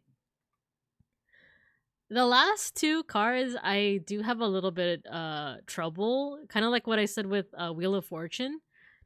I still need a little bit of a better grasp on these 2. But Judgment, from my understanding, has to do with a call to action. This is like, if we're starting from the Fool, where it's like you're excited to start this new journey, and the Magician is that you have your materials ready, this is like, you gotta get going, man. like that thing that you said you were gonna do, you gotta do it. Basically, it's a call to action, but it's because basically this is a reference to Judgment Day, not the movie, but the biblical event in which like all of the dead are resurrected in order to what's it called? The celebratory event is the end of days. So it's kind of now or never. Like that thing that you were planning to do, you got to do it. So and then the world, Zawardo. The world, this is the last of the major arcana. This is very similar to Wheel of Fortune in that it's the end of a cycle. It's the completion of the cycle. And you know what's really interesting? The reason why I confuse these 2 cards all the time, if you look at the corners of each of them, where's my cursor? Where's my cursor? Give me a second. It has those same 4 animals, or rather 4 figures. You have the human, the eagle, the lion, and the bull in each of the corners. So very similar to Wheel of Fortune. Sorry, let me get to OBS. There we go. So this one mostly has to do with like completion, that like you can now kind of like not necessarily call it quits, but like you can celebrate a completion of something. Or you can, this is kind of confirmation that the thing that you are working on is done. What's done is done, basically. But yeah, as a disclaimer, like I said, Wheel of Fortune, Judgment in the World, I still kind of have a little bit of trouble really knowing their meaning, their general meaning. But there's plenty of sites that can help you, which I'm going to go over at the very end of this presentation as well. So yeah, that is the major arcana. So that is a collection of, what did I say? 22 cards. 22 cards. They kind of tell a story. They kind of have this certain trajectory about them, but ultimately these are kind of like, if you draw these in a tarot reading, they're kind of big flashing lights of like, think about the most recent major event that happened to you, or something that you were looking forward to, and then this will hopefully guide your thoughts in that manner. So now we're gonna go ahead and move on to the minor arcana, and these are kind of a bit simpler, and I'm actually not gonna be going over the meanings of each and every one of them because there kind of is a interesting technique in which to kind of observe these and really make those interpretations your own. But I am gonna go over the suits. Like, this suit burns better. This suit burns. Look at Burns' suit. I think of that all the time from The Simpsons. Look at Burns' suit. So, the 4 suits, just like with a deck of 52 playing cards, there's 4 suits, right? So there's the diamonds, the hearts, clubs, and the spades. So, a suit made of puppies or the gorilla vet. Oh my gosh. That's right. Was it see my vest made of real gorilla chest. So, yeah. There's 4 suits, but instead of like the hearts, diamonds things, we have wands, cups, swords, and pentacles, also known as coins. The wands, so I put it in a certain order because this is the order that makes sense to me. Other people will have it in another order, but I'll kind of explain why the order of wands, cups, swords, and pentacles makes sense to me. So wands has to do with the element of fire, but it's also your motivation. Like, you want to imagine kind of like the spark of motivation within you. And like basically like your passions, right? Like when you think of fire, think of what that's usually associated with, like light, warmth, but also sometimes destruction. But I also associate it with like passion, the thing that gets you going, right? Motivation. From there, we get into the cups, which represents the element of water, but also this idea of emotions. And I'm also going to go into kind of like what else they represent. But for me, it makes sense to go from like your motivation. Like if you're thinking about like let's say that there's a new creative project. Yeah, exactly, Idol. The fire that burns in you, right? For me, it makes sense when you're thinking of like a new creative project, you want that first spark, right? So that's why I put wands first, is that you want that first spark, and then it goes into like your emotions around that thing. Like, how do I feel about this? Do I feel excited about it? Do I feel discouraged by it? Blah, blah, blah. Next up is the swords. The swords are kind of a scary suit, and I'll kind of show you why. But this has to do with the element of air, but also your internal thoughts, separated from your emotions. So this is like planning for something. This is like drafting up the idea of something. So if we have that metaphor of like starting a new project, then you have your spark of motivation, you have your emotions, you have your thoughts, and then finally you have the pentacles, which is associated with the element of earth, but also manifesting something into the material world. So this is basically like, now you have that creative idea, now it's time to actually manifest it in the real world by like drawing it out or, you know, just working on this creative idea. So that's kind of like why that order makes sense for me, but you might see other people that put it in different orders. Like cups will be first because you got to sort out your emotions before you get your motivation, and then you get into like the mentality of it before you get into the material. But it's kind of different for everybody, really. But yeah, that's what makes sense to me. And I'm gonna go ahead and go over like I said, not each of the cards, but at least how to interpret it. So with wands, like I said, this is associated with fire. So I put here, it also has to do with your drive, your purpose, your career. Actually, career, sometimes you can also put that in pentacles. What's known as active or external creativity, as in like things that you can that you create, as well as your ambition. For me personally, like you can associate it with all these things, but I mostly associate it with your drive, purpose, and ambition. So here, each of the suits goes from 1 to 10. 1 usually has to do with like your initial spark. So for example, the Ace of Wands, that usually has to do with like, oh, you just got a new purpose, you just got a new ambition, you just got a new idea for something. So that's what that could mean. And then here is, and the thing is, I can't even claim it as my own technique. It's a technique that I learned from this esoteric YouTuber named Joe Monteleone. He has a really interesting series about tarot reading, and he kind of has this like really cool method on how you should interpret the cards so that you can make a meaning that's personal to you. He is a bit more on the mysticism and like magical side of things. So like like I said, if you're more like me and you kind of want to just use these for introspection, totally can do that as well. But just know that he's definitely on the more esoteric, as in like he associates it more with like magic and stuff. Joe Monteleone, I have it here in like the credits. No, I just spoiled something. Okay, here.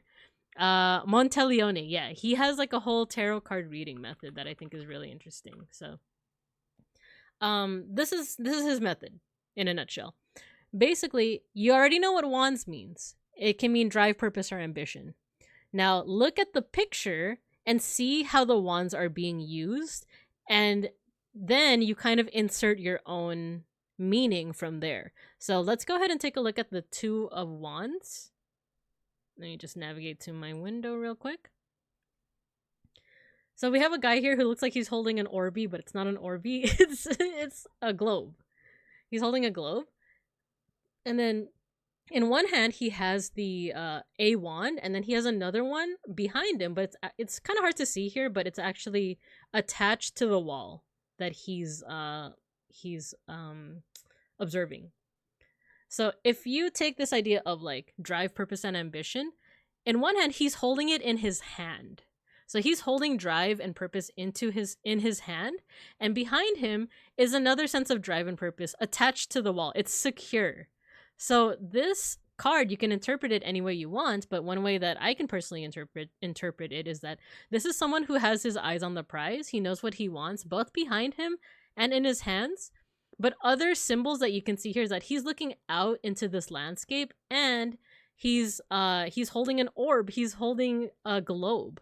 So my interpretation is that like he has ambitions to look further than where he is, because as you can see, he is kind of like in some kind of castle or something like that, and he's looking around the land. So for me, this can be interpreted as like you're setting your sights on something.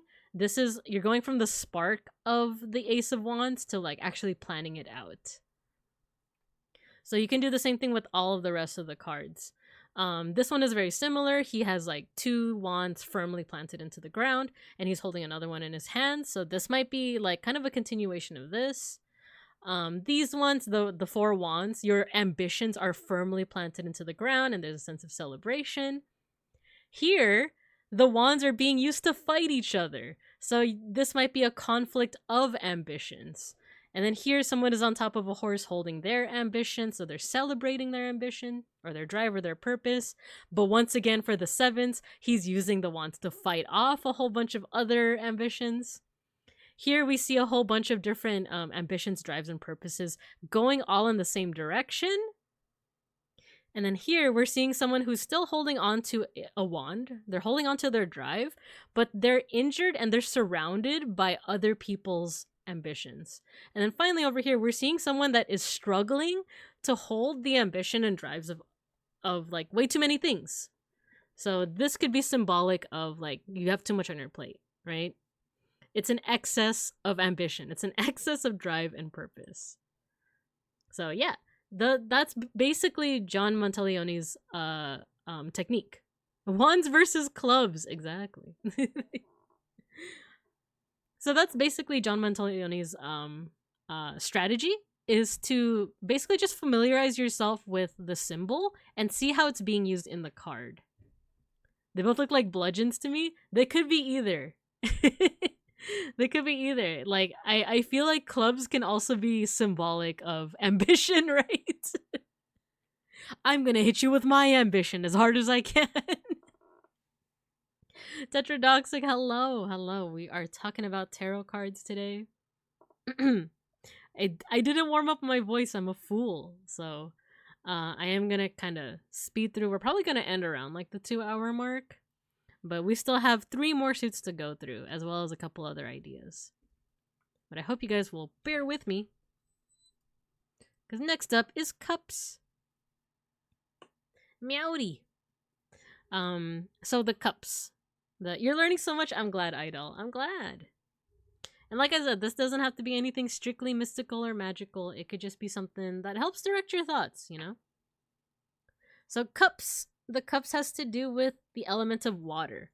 but this can also have to do with your intuition, the unconscious, your emotions. I usually associate it with emotions, but you could use any one of these other meanings. So empathy, healing, internal creativity, as in like you're not making it in the real world, but you are kind of like formulating it in your mind. Imagination, but also relationships. So I actually associate the cups personally with emotions and relationships. So if you are, you know, if you're drawing cards, or if you're drawing the cards and you're looking at like relationship stuff, cups are the ones to kind of look out for. So the Ace of Cups can mean the beginning of a new relationship. This, once again, like, this doesn't always have to be romantic. It could be platonic, it could be business related, it could just be like interest related, you know. But it could also be like the new like the ace always has to do with like the start of something new, right? So but if we're thinking about it in terms of emotions, this could also be like a new way to internalize your emotions. Maybe you started going to therapy or something, and you're thinking about going to therapy. The Ace of Cups could be like a card saying that like maybe that is something that you need to do so that you can learn to kind of process emotions in a certain way. I know my major arcana, but my minor arcana knowledge sucks. It's okay. That's me too. Me too. That's why like I really like Joe Monteleone's strategy, because it's like, oh, I didn't memorize it yet, so I'm just gonna interpret it because I'm an art historian and that's what I can do. Tarot deck, what does this Two of Cups mean? You will find two cups. Oh my god. They can tell the future. So let's go ahead and take John Monteleone's strategy again. Now that you know that cups can refer to either emotions or relationships or anything else on that list, see how they're being used in the rest of these cards. So the Two of Cups has two people kind of doing like a cheers, right? They're kind of like celebrating with each other. So this could be like a new relationship or someone that you can share your emotions with. Three of Cups often has to do with celebration, because like the cups are being used in a celebratory manner. I feel like the one for Four of Cups is very like, the strategy really works with the Four of Cups, because you're seeing a guy that's pondering on three of their cups, so maybe three of their relationships or three of their or like a certain set of their emotions, but they're not noticing that there is a magical cloud right next to them offering them another cup. So this could also be really symbolic of like there's something that you're overlooking. You're too focused on one thing, on one set of like relationships and emotions, that there's something that you're ignoring. Five of Cups is also really good in terms of the symbolism, because you see a person that is crying over their mourning three fallen cups, but not noticing that there's two fully intact cups right behind him. So same thing. This could be interpreted as like you might be focusing way too much on the loss of something that you're not realizing that you still have something left right behind you. Six of Cups is actually one of my favorites. This is the one that has to do with nostalgia, because it's showing these two kids. They're filled with like emotions and cups around them, and they're playing with one of them. They're using one of the cups with each other. So this has to do with nostalgia. Seven of Cups is also an interesting one, because it's all these cups that are filled with different things. So this could be different emotions. This could be different ideas of relationship. But the big thing with the Seven of Cups, if I recall correctly, is, sorry, I burped. The big thing with the Seven of Cups is this idea of illusion, that it's an illusion of choice. They're on clouds. So there might be an actual choice for you to pick from these, but the other six are all illusions. Illusions to illusions, dust to dust. Eight of Cups, this guy's walking away from a full collection of cups. 9, this guy's showing off his collection of cups or emotions or relationships. And then 10, you have a happy couple and their kids looking to the sky and celebrating their cups. So if you just replace the word cups with emotions or emotional damage or relationships or imagination, that's how you get your own personal meaning to the cards. So yeah, that's cups. The next one is a little scary. It's the swords, and a lot of these cards are a little bit scary. Because, you know, swords are sharp. But you know what else is sharp is what the swords represent. So, it represents the element of air. but it's also very commonly associated with your mind. Violence! It's associated with your mind, but also your ego, your identity, your ideals, your belief systems, conflicts, and on a bigger level, society. Wait, where's that song with the society word? Give me a second. Guilty Gear. I need the Potemkin song. Here we go. You guys ready? Give it a second. I'm a clown. I chose this song because he says society. He says society a lot. Okay. The Swords of Revealing Light. I associate Nine of Swords with memes. Yeah, I've seen the memes too with that one where it's like, oh my god, why did I collect all these swords? Yeah, so swords has to do with the way that I usually think about it is your ego or your thoughts or your mind. Sorry, let me get a sip of water real quick. Let me hydrate.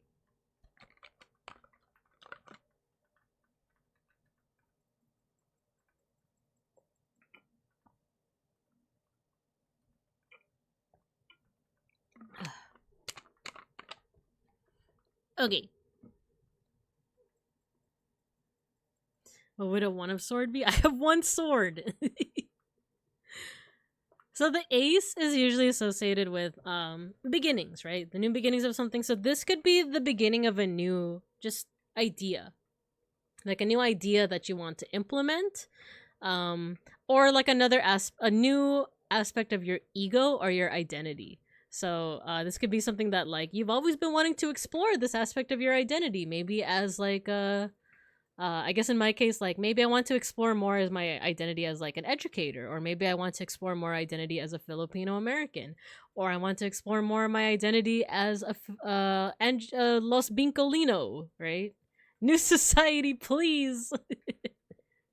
Society. But yeah, just whenever you see an ace, just think of it as like the beginning of something new. Please. No, I agree. The rest of the swords suit can often be very intimidating, but usually it's kind of like the Tower card, in which like it's something scary but it's something very necessary.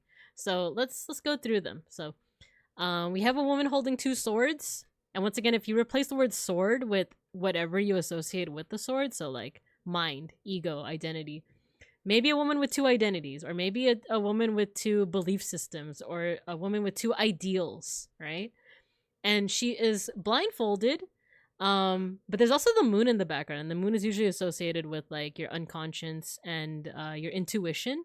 So this card is kind of saying like use your intuition to decide between these two roads, these two ideals, right?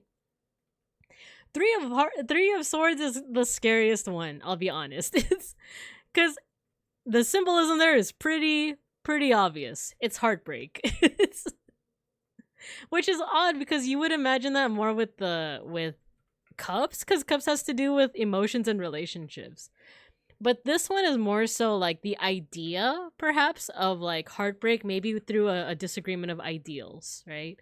Or a disagreement between your ego and your emotions. So this could not even be like a romantic heartbreak, but just like a ideological, or like just like a mental heartbreak in a way. Yeah, that one's always like, that's like the most simplistic symbolism, but it's so like there. It's so vibrant. It's so graphic. 3 skewers and a beat. My beats. Butseketze. The Four of Swords, you have 3 swords, as well as one on the tomb of this person. That's supposed to be a tomb, by the way. So this is very similar to like the Hangman, where it's like it's rest, so that you can recover your swords, recover your ideals, basically. 5 of Swords and 7 of Swords are both kind of this idea of like battling other people with your ideals. He died on that hill then. Kinda, sorta. But this can also be kind of imagined as more of like a rest. But yes, you can also imagine it that way. You can imagine someone that like not necessarily died on that hill, but is willing to die on a hill that you might not necessarily agree with. So 5 and 7 of swords both have to do with like battling other people, or like not literally, but but just like theoretically like battling someone with your ideals. However, actually I'll get to the 7, but the 6 of swords has to do with departure. You see 6 swords kind of stuck into a boat, and these two people that have to like depart from something. They're on a boat and they're departing somewhere. Once again, kind of depressing, but also something very necessary. Battling with the heart of the cards, exactly. 7 of swords, like I said, is about like is this one I associate with the phrase thief in the night. It's typically associated with like dishonesty, and I've actually drawn this card so many times with people that have never like felt that they were dishonest. So sometimes you can also associate it more with imposter syndrome, where you feel like you're a thief in the night despite the fact that you are being completely honest with other people. So that's another way to read that one. 6, don't talk to me or my ideas ever again. Don't talk to me or my swords ever again. So 8 of swords is an interesting one. This woman is blindfolded and tied up in between all of these swords, in between all of these ideas and like parts of their ego. However, I remember when I first looked at this card, I remember the interpretation said something to the effect of like, but actually she's in between the swords. If she were to just lift her blindfold, like, and I think like the bindings around her are actually pretty loose if you look at it. She's actually within power to escape from those swords. So this could be this idea of being trapped by your ideals. Same with the 9 of swords. 9 of swords is the meme of why did I buy all these swords, but it's also just this idea of like, you just have way too much on your mind. It's a little overwhelming. Like the fact that it's even interrupting your sleep. You have so many swords, it's interrupting your sleep. You have so many ideas that you can't sleep properly, right? And if you keep that up, you're gonna end up like the 10 of swords. Hello, Hanel. Hello. We're talking about tarot cards today. Hello. Let me stretch.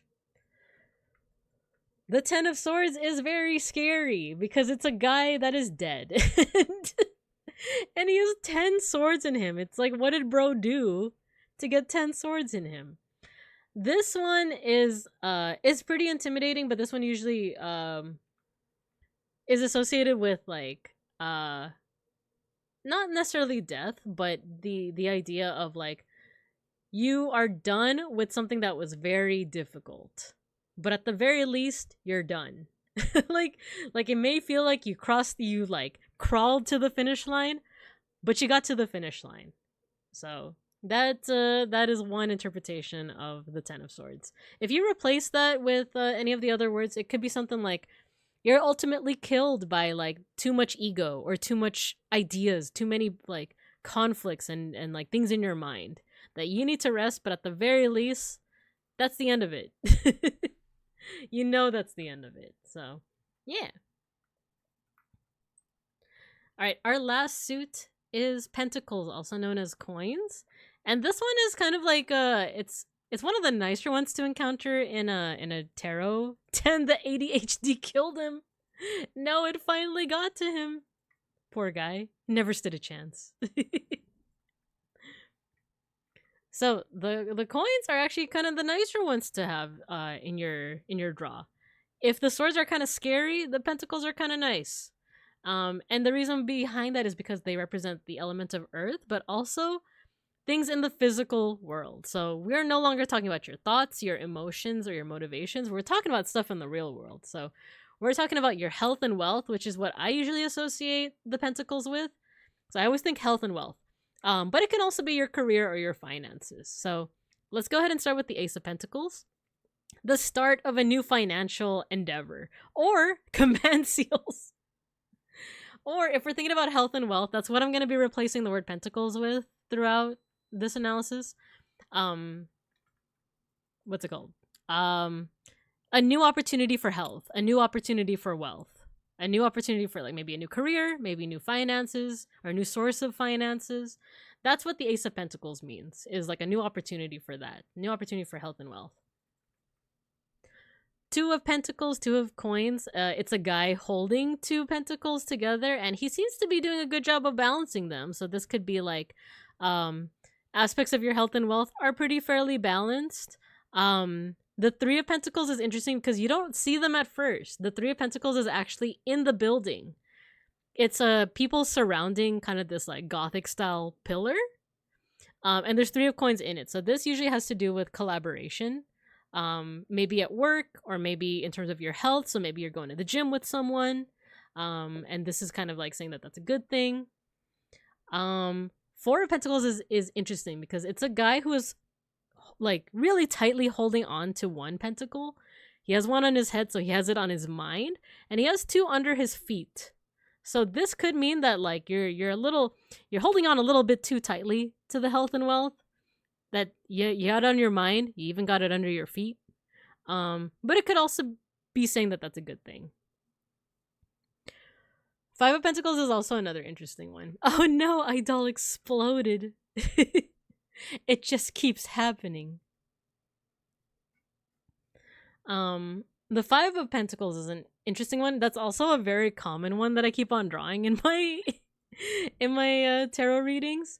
This has to do with opportunities, or kind of opportunities that you might not be aware of. So it shows two people that are out in the snow, and right behind them is a church, and on the stained glass is the Five of Coins. This is saying that like you might be feeling like you're suffering, but there are opportunities out there as long as you look.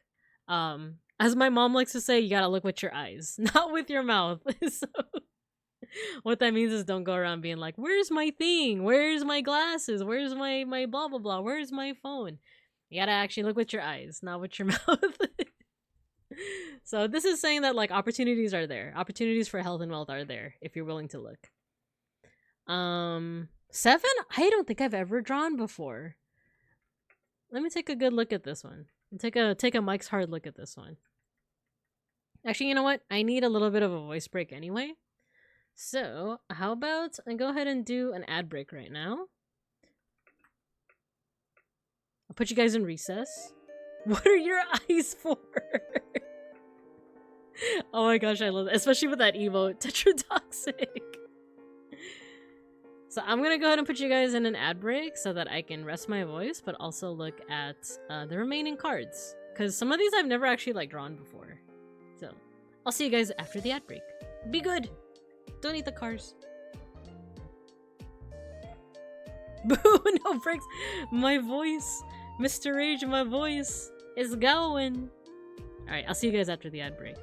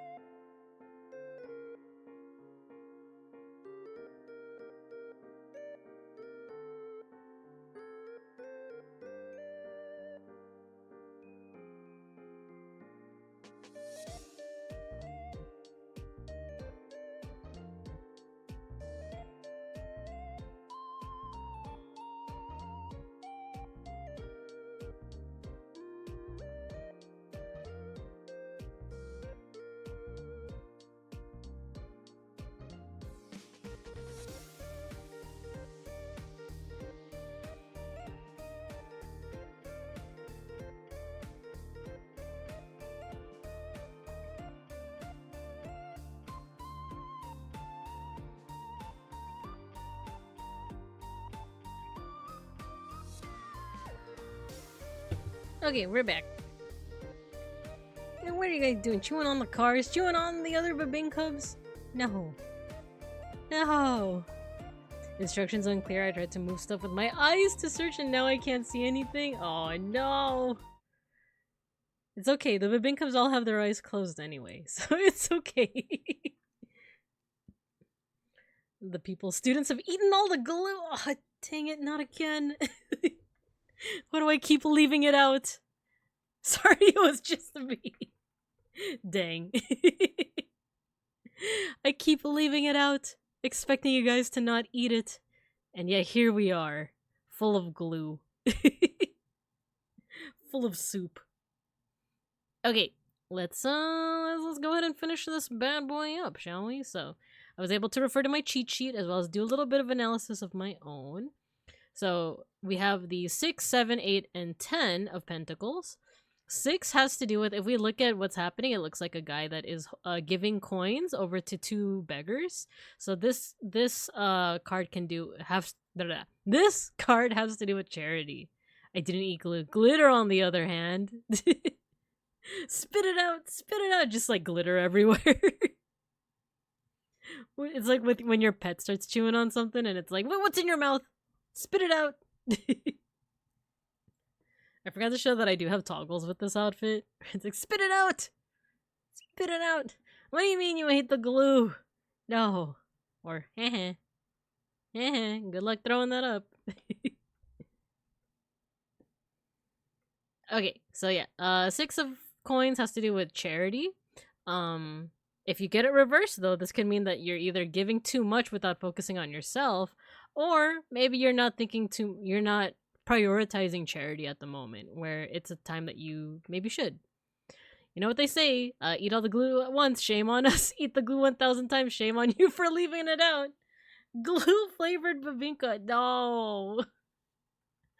No, I'm not glue flavored, don't do it.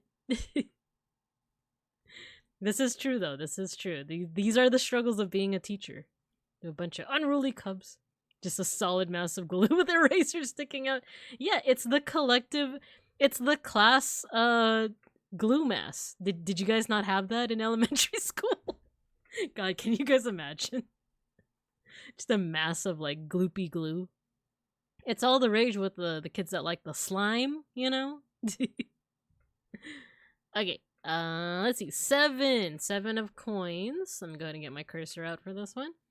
We're seeing a guy that is looking very sadly at this bush of coins, and we see that he has 1 coin at his foot. So this one can be associated with like hard work, and maybe not feeling like you're getting enough from that hard work because like he only has like the little 1 coin over here. Or it could just be like hard work in general. However, the 8 of coins also kind of goes into this idea of hard work, but this one is a little bit more lighthearted. This one is, well, not lighthearted, but this one's a little bit more fulfilling.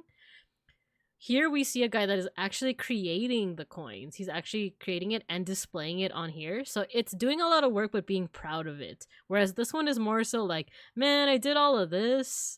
Like, and I only got one measly coin. What a ripoff. So there's that. The 9 of coins and the 10 of coins are very similar. They both show a bunch of coins in a garden and someone's celebrating them. But this one is more of like a you can celebrate for now. This is like you finally like completed something, do celebrate it. 10, however, it goes even more into the idea of like a legacy with that. Like not only did you do the thing, but you created a system in which you or someone else can feel supported for a longer time. So for example, let's say that if you're thinking about work, for example, the 9 of coins is like, good job, you survived like this week of activities or this special work event, right? 10 is more so like, not only did you survive that work event, you like set up a set of logistics or something so that whenever this event happens again, someone can look at what you had set up and keep it going for like next time or even generations, you know? So this is more so like long-term fulfillment, basically. Buying Babinka update from several weeks ago. The place near me does sell bibinka, but they only cater it nowhere else around. I'm considering getting $30 worth of bibinka. Oh my gosh. If you end up liking it, do so. It's kind of, because it's a rice cake, so there is a little bit of sweetness to it. And depending on if you get it with like egg and stuff, it could also be very like tart and not tart, but like salty. So yeah, only if you would like. Oh, thank you for the pet for the cats. But yeah, I like it, but like without the egg, it's also kind of a neutral flavor. So I'm hoping that like it's something that you'll end up liking. Is the guy creating, or is he stealing the coin from the coin and diluting the metal? That's one way to interpret it, because that's another, like, the whole point of this presentation too is that like I'm showing you kind of what's been established, but you're also totally free to create your own interpretations as well. So you could interpret it as like, oh, I got the coin where the guy is stealing all the gold and diluting it to make his own metal. So I don't know, maybe this is maybe in terms of like a work reading, this could be read as like I'm stealing other resources from elsewhere and using it for my own gains. Oh, Matthew, you gotta go to bed. No worries. Have a good rest. Have a good rest. Thank you for stopping by and helping along every time. How am I supposed to eat the teacher in these conditions? I'm floating. You can't get me. You can't even see me. I'm John Cena. Dun, dun, dun, dun. Dun, dun, dun, dun. But yeah, so that is the coins, and we're actually almost done, but there are a couple more cards. There's what we call the no, don't eat me. Don't do it. I'm just so cromulent. So the last thing that we're gonna go over is something called the court cards. Why is the classroom in a wrestling ring? No! Not the wrestling ring. No, they're gonna suplex me. They're gonna... I'm too young to die. I'm too delicious to die. This can't be happening. By Talus, this can't be happening. Okay. The court cards. So each suit also has what's called court cards. So kind of like with the 52 card playing deck. No, don't attack me. So for example, there's like there's four. There's the page, the knight, the queen, and the king. So there's like a page of wands, a knight of wands, a queen of wands, and a king of wands. What sets these apart from the other minor arcana is that these can also be representative of a person in your life or an aspect of your own personality. So when you draw, for example, the page of wands, you want to be thinking of someone that embodies the page of wands. So it might, you might either be thinking of them, or the card might be asking you to think of them and maybe either reaching out or really investigating how you feel about that person. I attack you so often, when I attack, your name automatically shows up in the suggested words? No way. No. But I'm just so cute. And so, if you draw any page card, this is someone that's starting with something new. So for example, if it's like the oh, Rin, hello, and Molge, hello. You look gorgeous, thank you. I'm just a little bear. I'm just a little Cupid bear for Valentine's Day. No, not again. Don't attack me. It just keeps happening. It just keeps happening. But yeah, so the court cards can represent a person in your life. I can speedrun violence now. So, if you draw, for example, the page of wands, you want to think about someone in your life that is starting something new, but with the suit of wands in mind. So remember, the wands has to do with your motivation. So maybe you're thinking of someone that suddenly has newfound motivation in something. Maybe you want to support them. Maybe it's been a while since you reached out to them, so it's time to reach out to them, that kind of thing. The knight is someone with a lot of energy that is already kind of pursuing something with full gusto, with full power, you know? So, in the example here, we have the Knight of Cups. So maybe this is a person that has already explored their emotions a little bit, or a new relationship, and they're kind of just toddling along with it. They're kind of like they're going through with it. So think of someone in your life that kind of matches that description. The queen and king are both people that have matured in their respective suits, but in different ways. So the Queen is someone with internal maturity. So for example, the Queen of Swords is someone who is mature with their thoughts, with their ego, with their ideology, right? But they don't necessarily need to exert it out into the world. It's something that they're already kind of they're already secure with it in their mind. So you might want to imagine like this could be a female figure or like a maternal figure, but it could also easily be like a male or non-binary person as well. But someone that is just showing this kind of internal maturity with, say, the swords. The king is someone with external maturity. So like they are well in control of either their motivation, their emotions, their thoughts and ego, or their health and wealth. But now they are able to share that with the rest of the world. So for example, the King of Pentacles, they're so good with their finances or their health that now they're kind of helping out other people with that. So you want to think of someone that kind of embodies that, or maybe it's an aspect of yourself as well. And just think about how you feel about this person, whether you should reach out to them or whether you should also embody them. Because it could be like you could be thinking of someone from like high school that you haven't talked to in like a minute. The court cards aren't saying like you should reach out to them. It's more of like, oh, I wonder how they're doing. I wonder what they did to get where they are, stuff like that, you know? So let's go ahead and take a look at. Once again, I'm not going to go through like very thorough detail of what each of the cards means, but this is just what all of the court cards look like. So Page of Wands, someone that's just starting out with a new motivation, a new ambition. Page of Cups is someone starting out with a new relationship or a new like emotional journey. Page of Swords would be someone starting out with like a new idea or a new aspect of their identity. And then Page of Pentacles could be someone that's starting out with something health or wealth wise. So either a new job or maybe they're starting to hit the gym, you know? The Knights, once again, they are people that have started and they're just going along. But as you can see, the Knights are sometimes going at different paces. So like the Knight of Wands, the horse is reared up. So they're kind of getting ready and they're kind of schmoving with their journey. Knight of Cups, they're just going along at like a slow pace. The leg is up, so they're going, but they're not rushing, you know? It's like if it's a new emotional journey, maybe it's something that you don't necessarily want to rush, or it's something that like someone is not rushing in this. Knight of Swords, they're going full speed. You could even see with like the clouds and stuff. This is someone that's going like all in on this new idea or aspect of themselves. Knight of Pentacles is interesting because the horse is just not moving.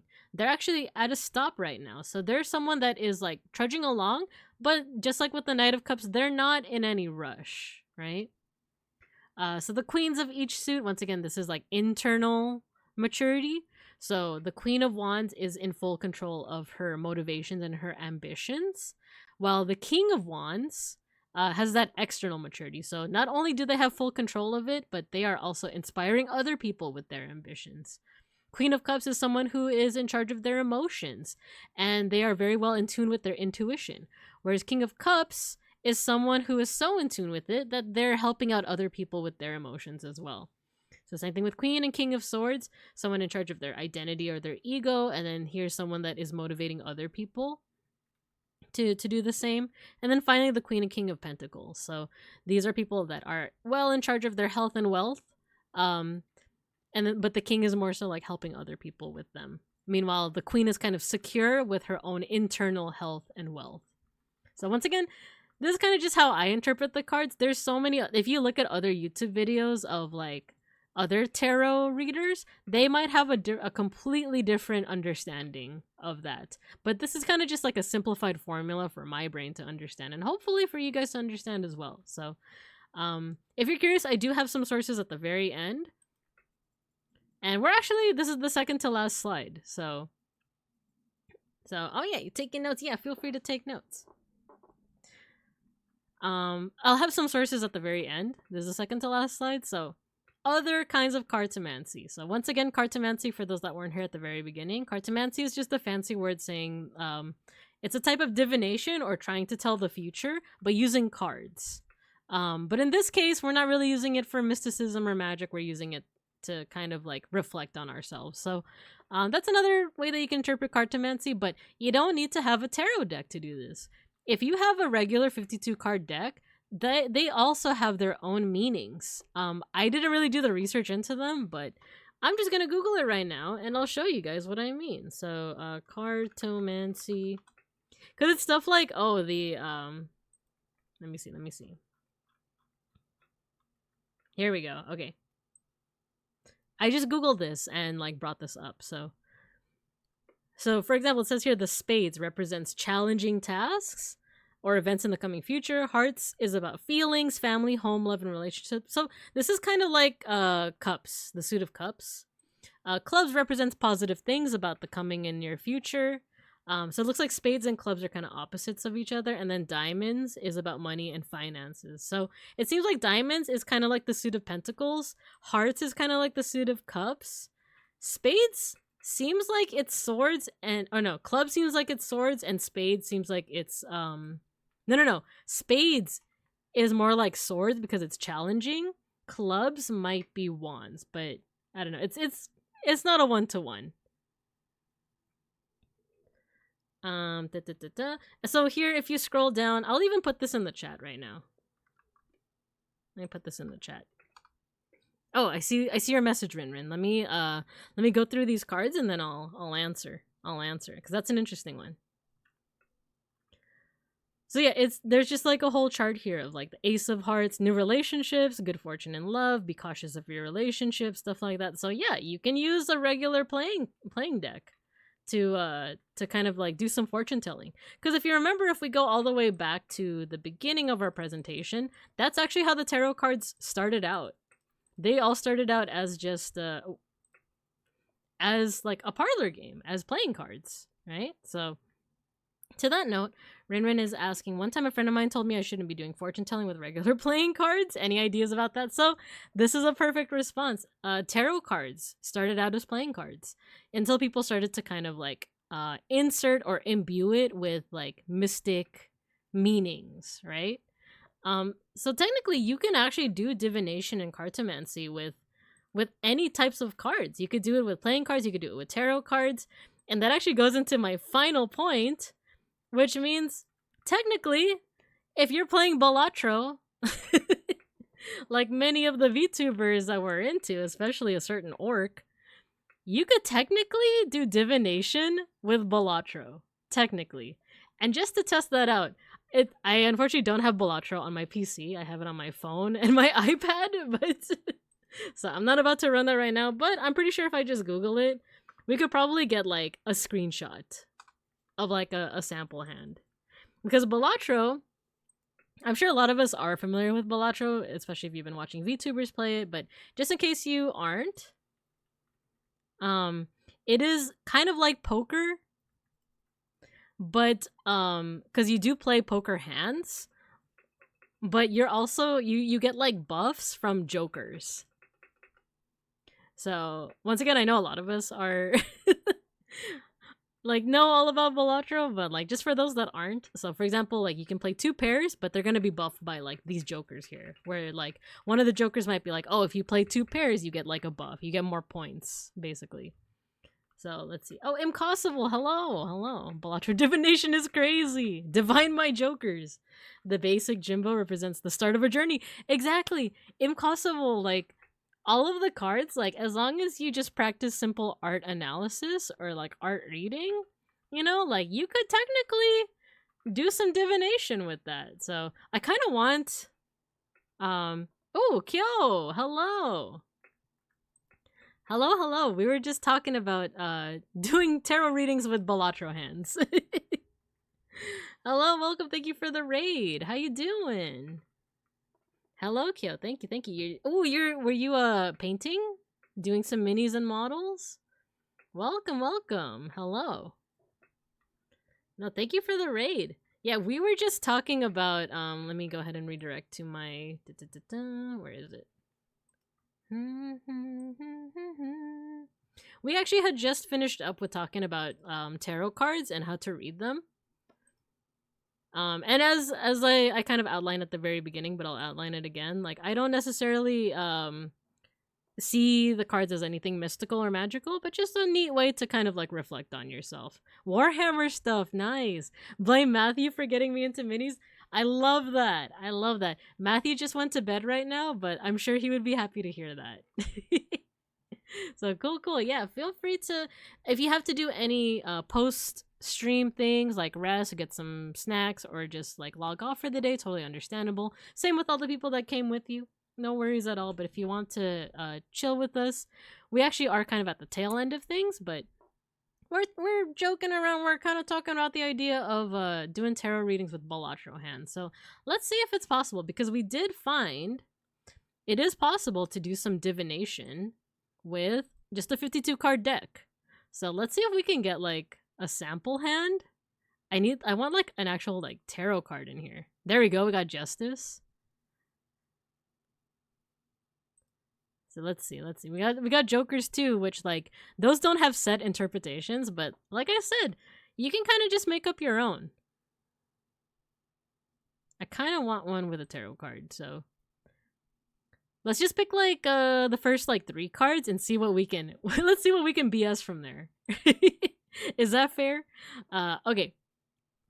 We have Justice, the Justice card, which is all about sorry, let me go ahead and look back. See, I already forgot.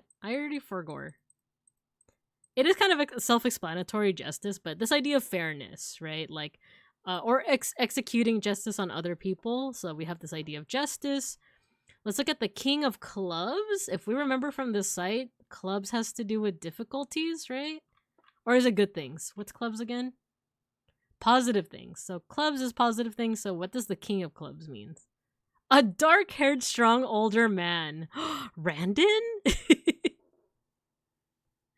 A dark-haired, strong, older man. Okay. Let's go back to this one. The 10 of spades and then the 10 of diamonds. Spades, I think, has to do with negativity, and then diamonds has to do with like the material world. So let's say that. So far we have justice. We have a dark-haired, stronger, older man. I'm gonna go ahead and say Randon the orc. No, not that one. What is this? 10 of spades? Bad news! Worry, imprisonment. Oh my gosh. Is Randon gonna go to prison? No! And then the 10 of Wambin. And then we have the 10 of diamonds. This can only be a good thing, right? 10 of diamonds. Financial prosperity and good fortune. So, let's oh my gosh, wait, you know what? I think I have something for this. So, we have justice, we have a dark-haired older man, we have imprisonment, but we also have financial fortune. He's gonna get mad. This is what I think is gonna happen. Once again, we're not predicting the future. We're just kind of like fine, we're gonna predict the future. Randon is gonna get in big trouble for something, but he's gonna face the justice system, which is gonna favor on him favorably, and he's gonna get out with lots of money. He's gonna rob a bank. He's gonna give the money to us. Wait, actually, let's look at this one. The Ace of Clubs, but it's glass? What does that mean? Ace of Clubs? Financial fortune? Wealth? Good news? But it's glass? So maybe it's a bit fragile? It's a bit fragile of a financial fortune? Guys, he's gonna give the money to us. His inheritors. The Randonites. Let's go. Times 2 mult, but 1.4 chance to break. Exactly. It has a chance to break. What if it's a loan of $1 million? He didn't tell us that it's a loan. We're all gonna make it. We're gonna make it, you guys. We're gonna make it. HTTQW5 hello. Of course, I'm just kidding. If you want to actually read it in a way that's not telling the future, but is more introspection, it could be, for example, like, I keep mentioning, like, Randon, and I know a lot of us do know who he is, but for those who don't, he's a fellow streamer that I personally look up to. But this could also be any other, like, dark-haired guy. This isn't Balatro Dia, hello. We're actually doing a little bit of a fortune-telling using a Balatro hand. So if you don't want to see this as something that's, like, telling the future, it could be more so that, like, maybe you see this dark-haired figure, aka Randon, as someone that, you know, at sometimes they might, wait, what was the 10 of spades again? Ten of Spades. He might be someone that, like, yeah, sometimes bad things happen to him. I know he's been having truck problems recently. And we might worry about him, but ultimately we support him, right? There's good things that also come out of it. And in some ways, those good things might seem kind of fragile, but in the end, they might benefit us. Or not necessarily benefit us, because that makes it sound like we're using him. But at the same time, like, there's positives that come out of this relationship, this parasocial relationship. So, yeah, he's gonna invest in a new vehicle, but it's also a piece of junk and breaks it down. Kyo, that is an amazing... See, this is what I mean. Like, that is an amazing interpretation, right? You guys make the interpretation of the cards your own, right? That's a wonderful way to put it. Like, that, like, yeah, something's gonna happen to this dark-haired man, and it could be a good thing, it could be a bad thing. Or it could be ostensibly a good thing, but then it becomes a bad thing. Yes, Binka, beans, and the Council of Eunuchs on my screen at the same time. Today will be a good day. Exactly. The Council of Eunuchs is such a funny name for my cats. But yeah, so the interpretation is basically up to you. If we want, we can also look at the other 4 cards. So what's the 9 of Spades? Bad luck, depression, and anxiety. The 9 of Hearts. The Wish card, which may come true. 5 of Hearts. Someone in your life is jealous. And the 3 of Clubs. A wealthy partner and a successful marriage. Guys, start asking Randon for proposals. I got beans, you know? Like, I'm pretty set. But you guys who are feeling the parasocial, shoot your shot. You know what? Don't do that. Don't do that with Randon. He just wants a peaceful life. He just wants a peaceful life. But then if you shoot your shot, this is saying that you're gonna get, like, jealousy. You're gonna get, like, a glass card, you know? You're gonna have to go face the justice system eventually. Maybe even imprisonment. So, you know. Yo, I love this song. Isn't this about that guy who's dressed like a whore? Isn't this the song for Anji Mito? Anyway, so as you can see, things like cartomancy, things like fortune telling, or just like introspection using cards is totally doable, and it's ultimately just kind of up to your own interpretation. Actually, I'm aromantic. There you go. So it doesn't even have to be a romantic thing. It could be like I just want to be friends with this VTuber. It could, as always with the cards, never has to be romantic. Could also be platonic. Could be financial. Anji swam Mito. Back school, hello. Hello, hello. We're actually at the tail end of things. We were doing a little bit of Balatro divination. Next time you guys are playing Balatro, next time you guys are doing it, think about deciding your future with it. Nothing wrong can come out of that. I promise you. I'm just kidding. I don't promise you. Don't take my word for it. Don't be like, Bika told me to sell all my stocks because because of tarot cards, and now I'm poor. Wah. Teacher said whore. Expel. You're right. I did say it. When it comes to Anji Mito from Guilty Gear, I just can't help it. I just can't help it. I was just playing Pentiment. I finished chapter 1. No! Frank! Well, it's everyone has their own unique playthrough, right?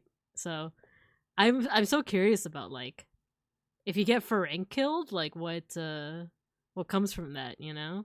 Because I accused the old lady. So anyway. And this is pretty much the end of the presentation. Ooh, I just love sulfuric acid. But yeah. So, these were the sources that I used. I depend on Biddy Tarot a lot. Biddy Tarot just does... Oh yeah, get your stickers, everyone.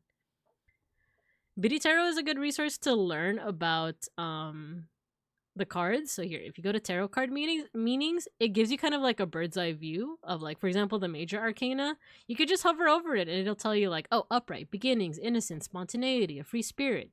Reverse is holding back, recklessness, risk-taking. So you could just hover over it, but then if you click it, it gives you, like, a full detailed description of the many meanings of each card. So this is a really good kind of like beginner site for a lot of people.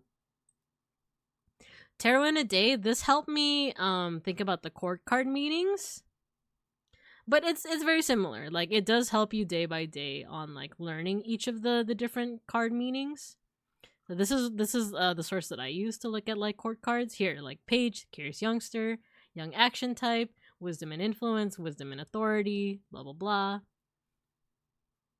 Yeah, it's pretty neat. It's pretty neat. How about this? I'll put all the links in the chat. So we have Biddy Tarot.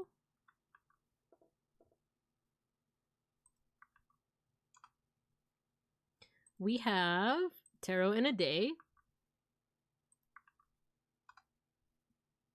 Can we call it a suicide and have the Baron executed after he already died? Yeah, we sure can. I mentioned this guy Joe Monteleone. Once again, he's really interesting because I like his tarot card reading method. But just know, you know, just because that might not be people's cup of tea, is that he is a lot more on the mysticism and esoterica side. So, but, you know, if you check out his videos, this is like a YouTube channel. No. I'll put this in the chat. Joe Mama. Got him. Yeah, he has some really cool, like, playlists and stuff. Like tarot and astrology, tarot card meanings, mysticism. But yeah, he has, like, a lot of videos on that kind of stuff. And then the history of tarot. This is actually a video by Gaia.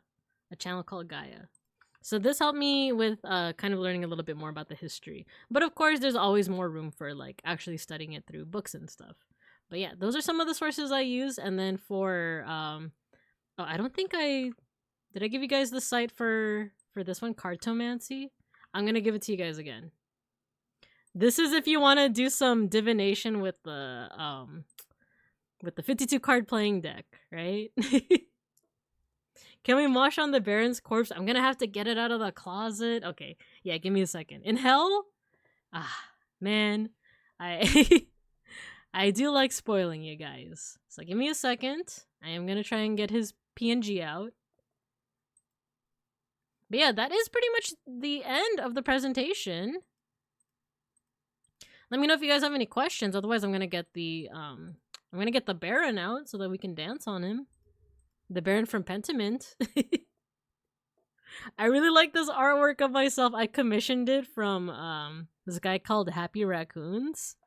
I love how he draws just like little creatures.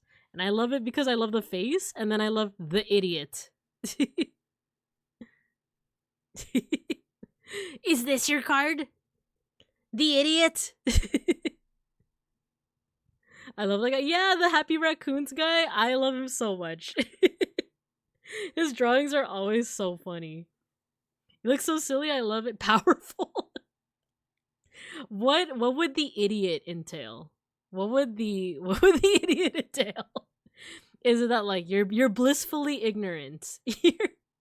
You're ignorant, but it's okay. You don't need to know anymore. There's enough thoughts in the head, right? That's definitely my card. Oh no. Oh my god, I am the idiot! It's giving Gremlin, I like it. It means I enjoy Dostoevsky's work. Looks unhinged. We are spoiled.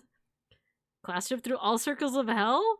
There is actually a really interesting video that just came out about that. From, his name is Hochelaga. I'll put it in the chat. This is a really interesting one. It's I'll also put it here. We're not gonna watch it, but this channel is also really interesting. Hochelaga. He also talks about like mythical, biblical, and esoteric stuff. So literally, he's talking about all of like the circles of hell. So if you guys want to know a little bit more about detention, you can go ahead and watch that video. Yeah, I think he just released a video today too. Yeah, the Holy Grail. I'm gonna watch that. Yeah, these are some of his videos. Countries mentioned in the Bible, apocryphal stuff, God's biblical kill count. Explain. I think I'm gonna watch that after this. Petting the cats gives me cuteness aggression. That's me all the time, buddy. That's me all the time. Whenever Schnackery's here and he's loafing, like in the picture, I aggressively pet him. Aggressively so. Okay, let's go look for a picture of the Baron. If you guys don't have any questions. What was his name again from Pentiment? Baron Lorenz. For those that don't know why we are dancing on the body of Lorenz Rothvogel, he's kind of a meanie. He's kind of a meanie bobini. Copy image. Bow, bow. Alright, this is gonna take a little bit of time for me to do. Give him a light brain scramble. I will. I think I will.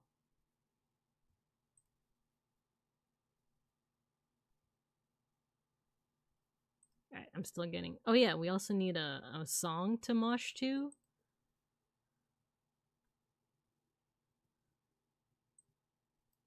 There we go. Got the Baron. Oh wait, no. He needs to be in detention. There we go. This character in Pentiment's kind of a meanie beanie fofini. There we go.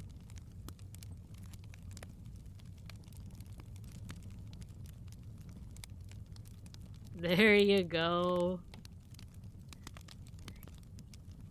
That smug look. Yeah, you guys are gonna be dancing on the smug look.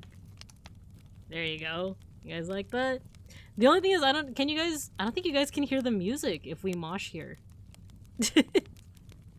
Attack the Baron. He thinks he's hot poop in hell.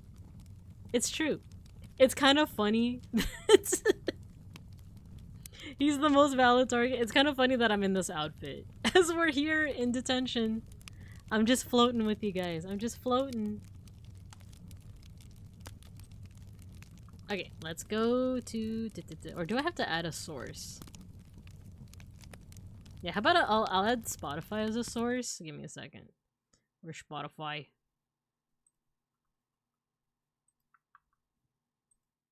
Oh, nope. You didn't see that.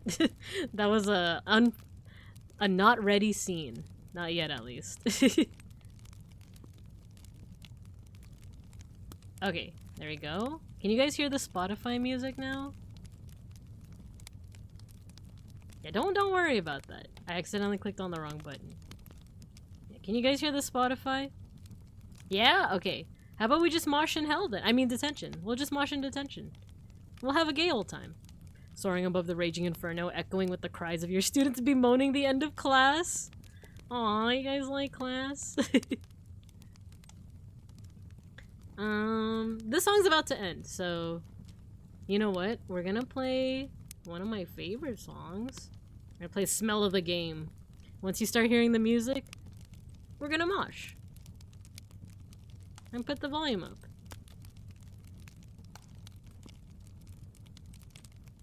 There we go. How's that?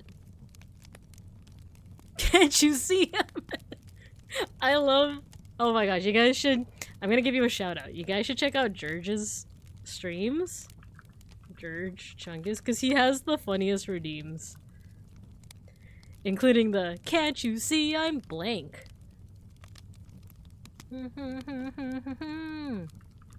Follow George if you haven't already. In the meantime, let's mosh.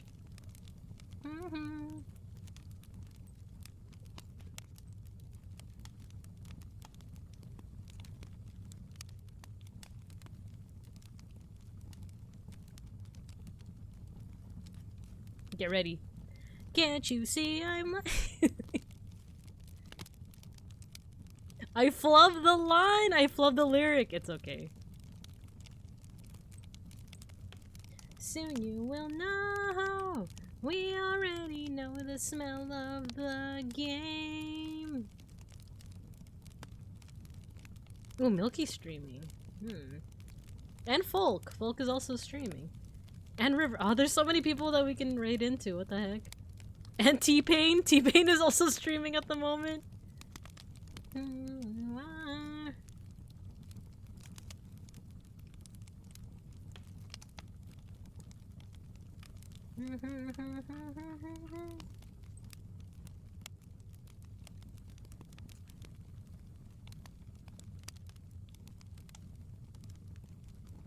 Idol is full health getter? No, how could you say that?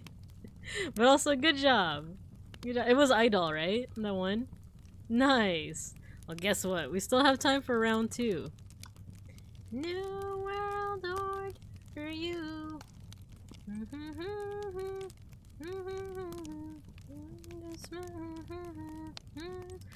But you are amazing. Still, my heart is blazing. Don't need a new world order, you. Already the smell of the game.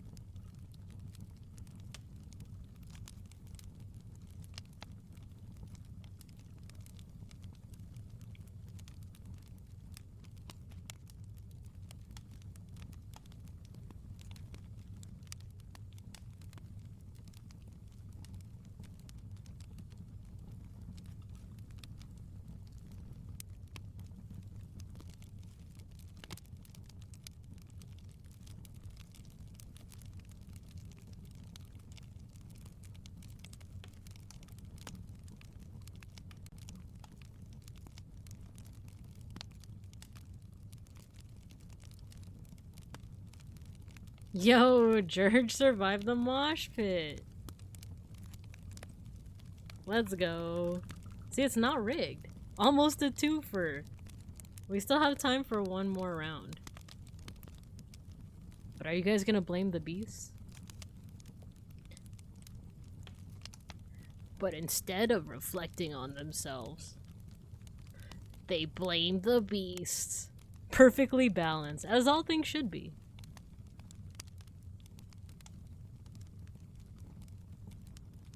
This can still be rigged, nuh-uh. When teacher hits you with the nuh-uh.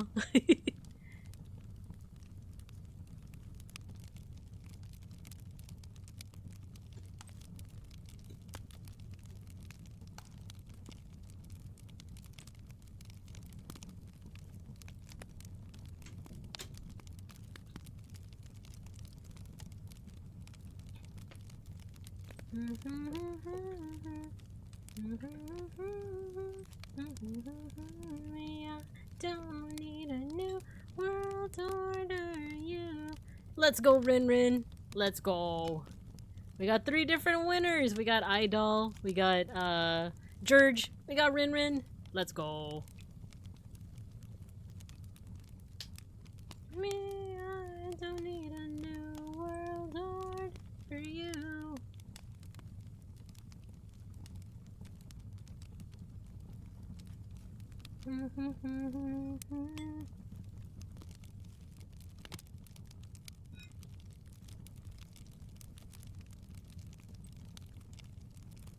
Cool. Oh, no, wait. No, stop the music. Did you guys have fun? I hope you guys learned a lot about tarot and detention and not fighting each other and all of that good stuff. I still haven't decided who we're really gonna raid because there's so many good choices. But I think we're gonna go ahead and go with Folk. Because he's playing Legend of Zelda right now. The Minish Cap, which I've never played before, but yeah, I'm going to check him out. I think this might be the first time we're raiding him since his new model, which I made. But it is his design, so go ahead and give him some love for me. Oh no, I forgot that I hid myself in the template. So give me a second. There we go. We're gonna go ahead and raid out. Thanks everyone for tuning in. I hope this was fun for you guys. So we're gonna go ahead and start the raid. I hope you guys have a good morning, afternoon, or evening. And as always, I'll see you guys when I see you guys. Have a good Galentine's Day. I'll see you guys on the weekend. Bye-bye. Now I can finally play Persona games. Exactly. Time for the gym. Good luck. We raid.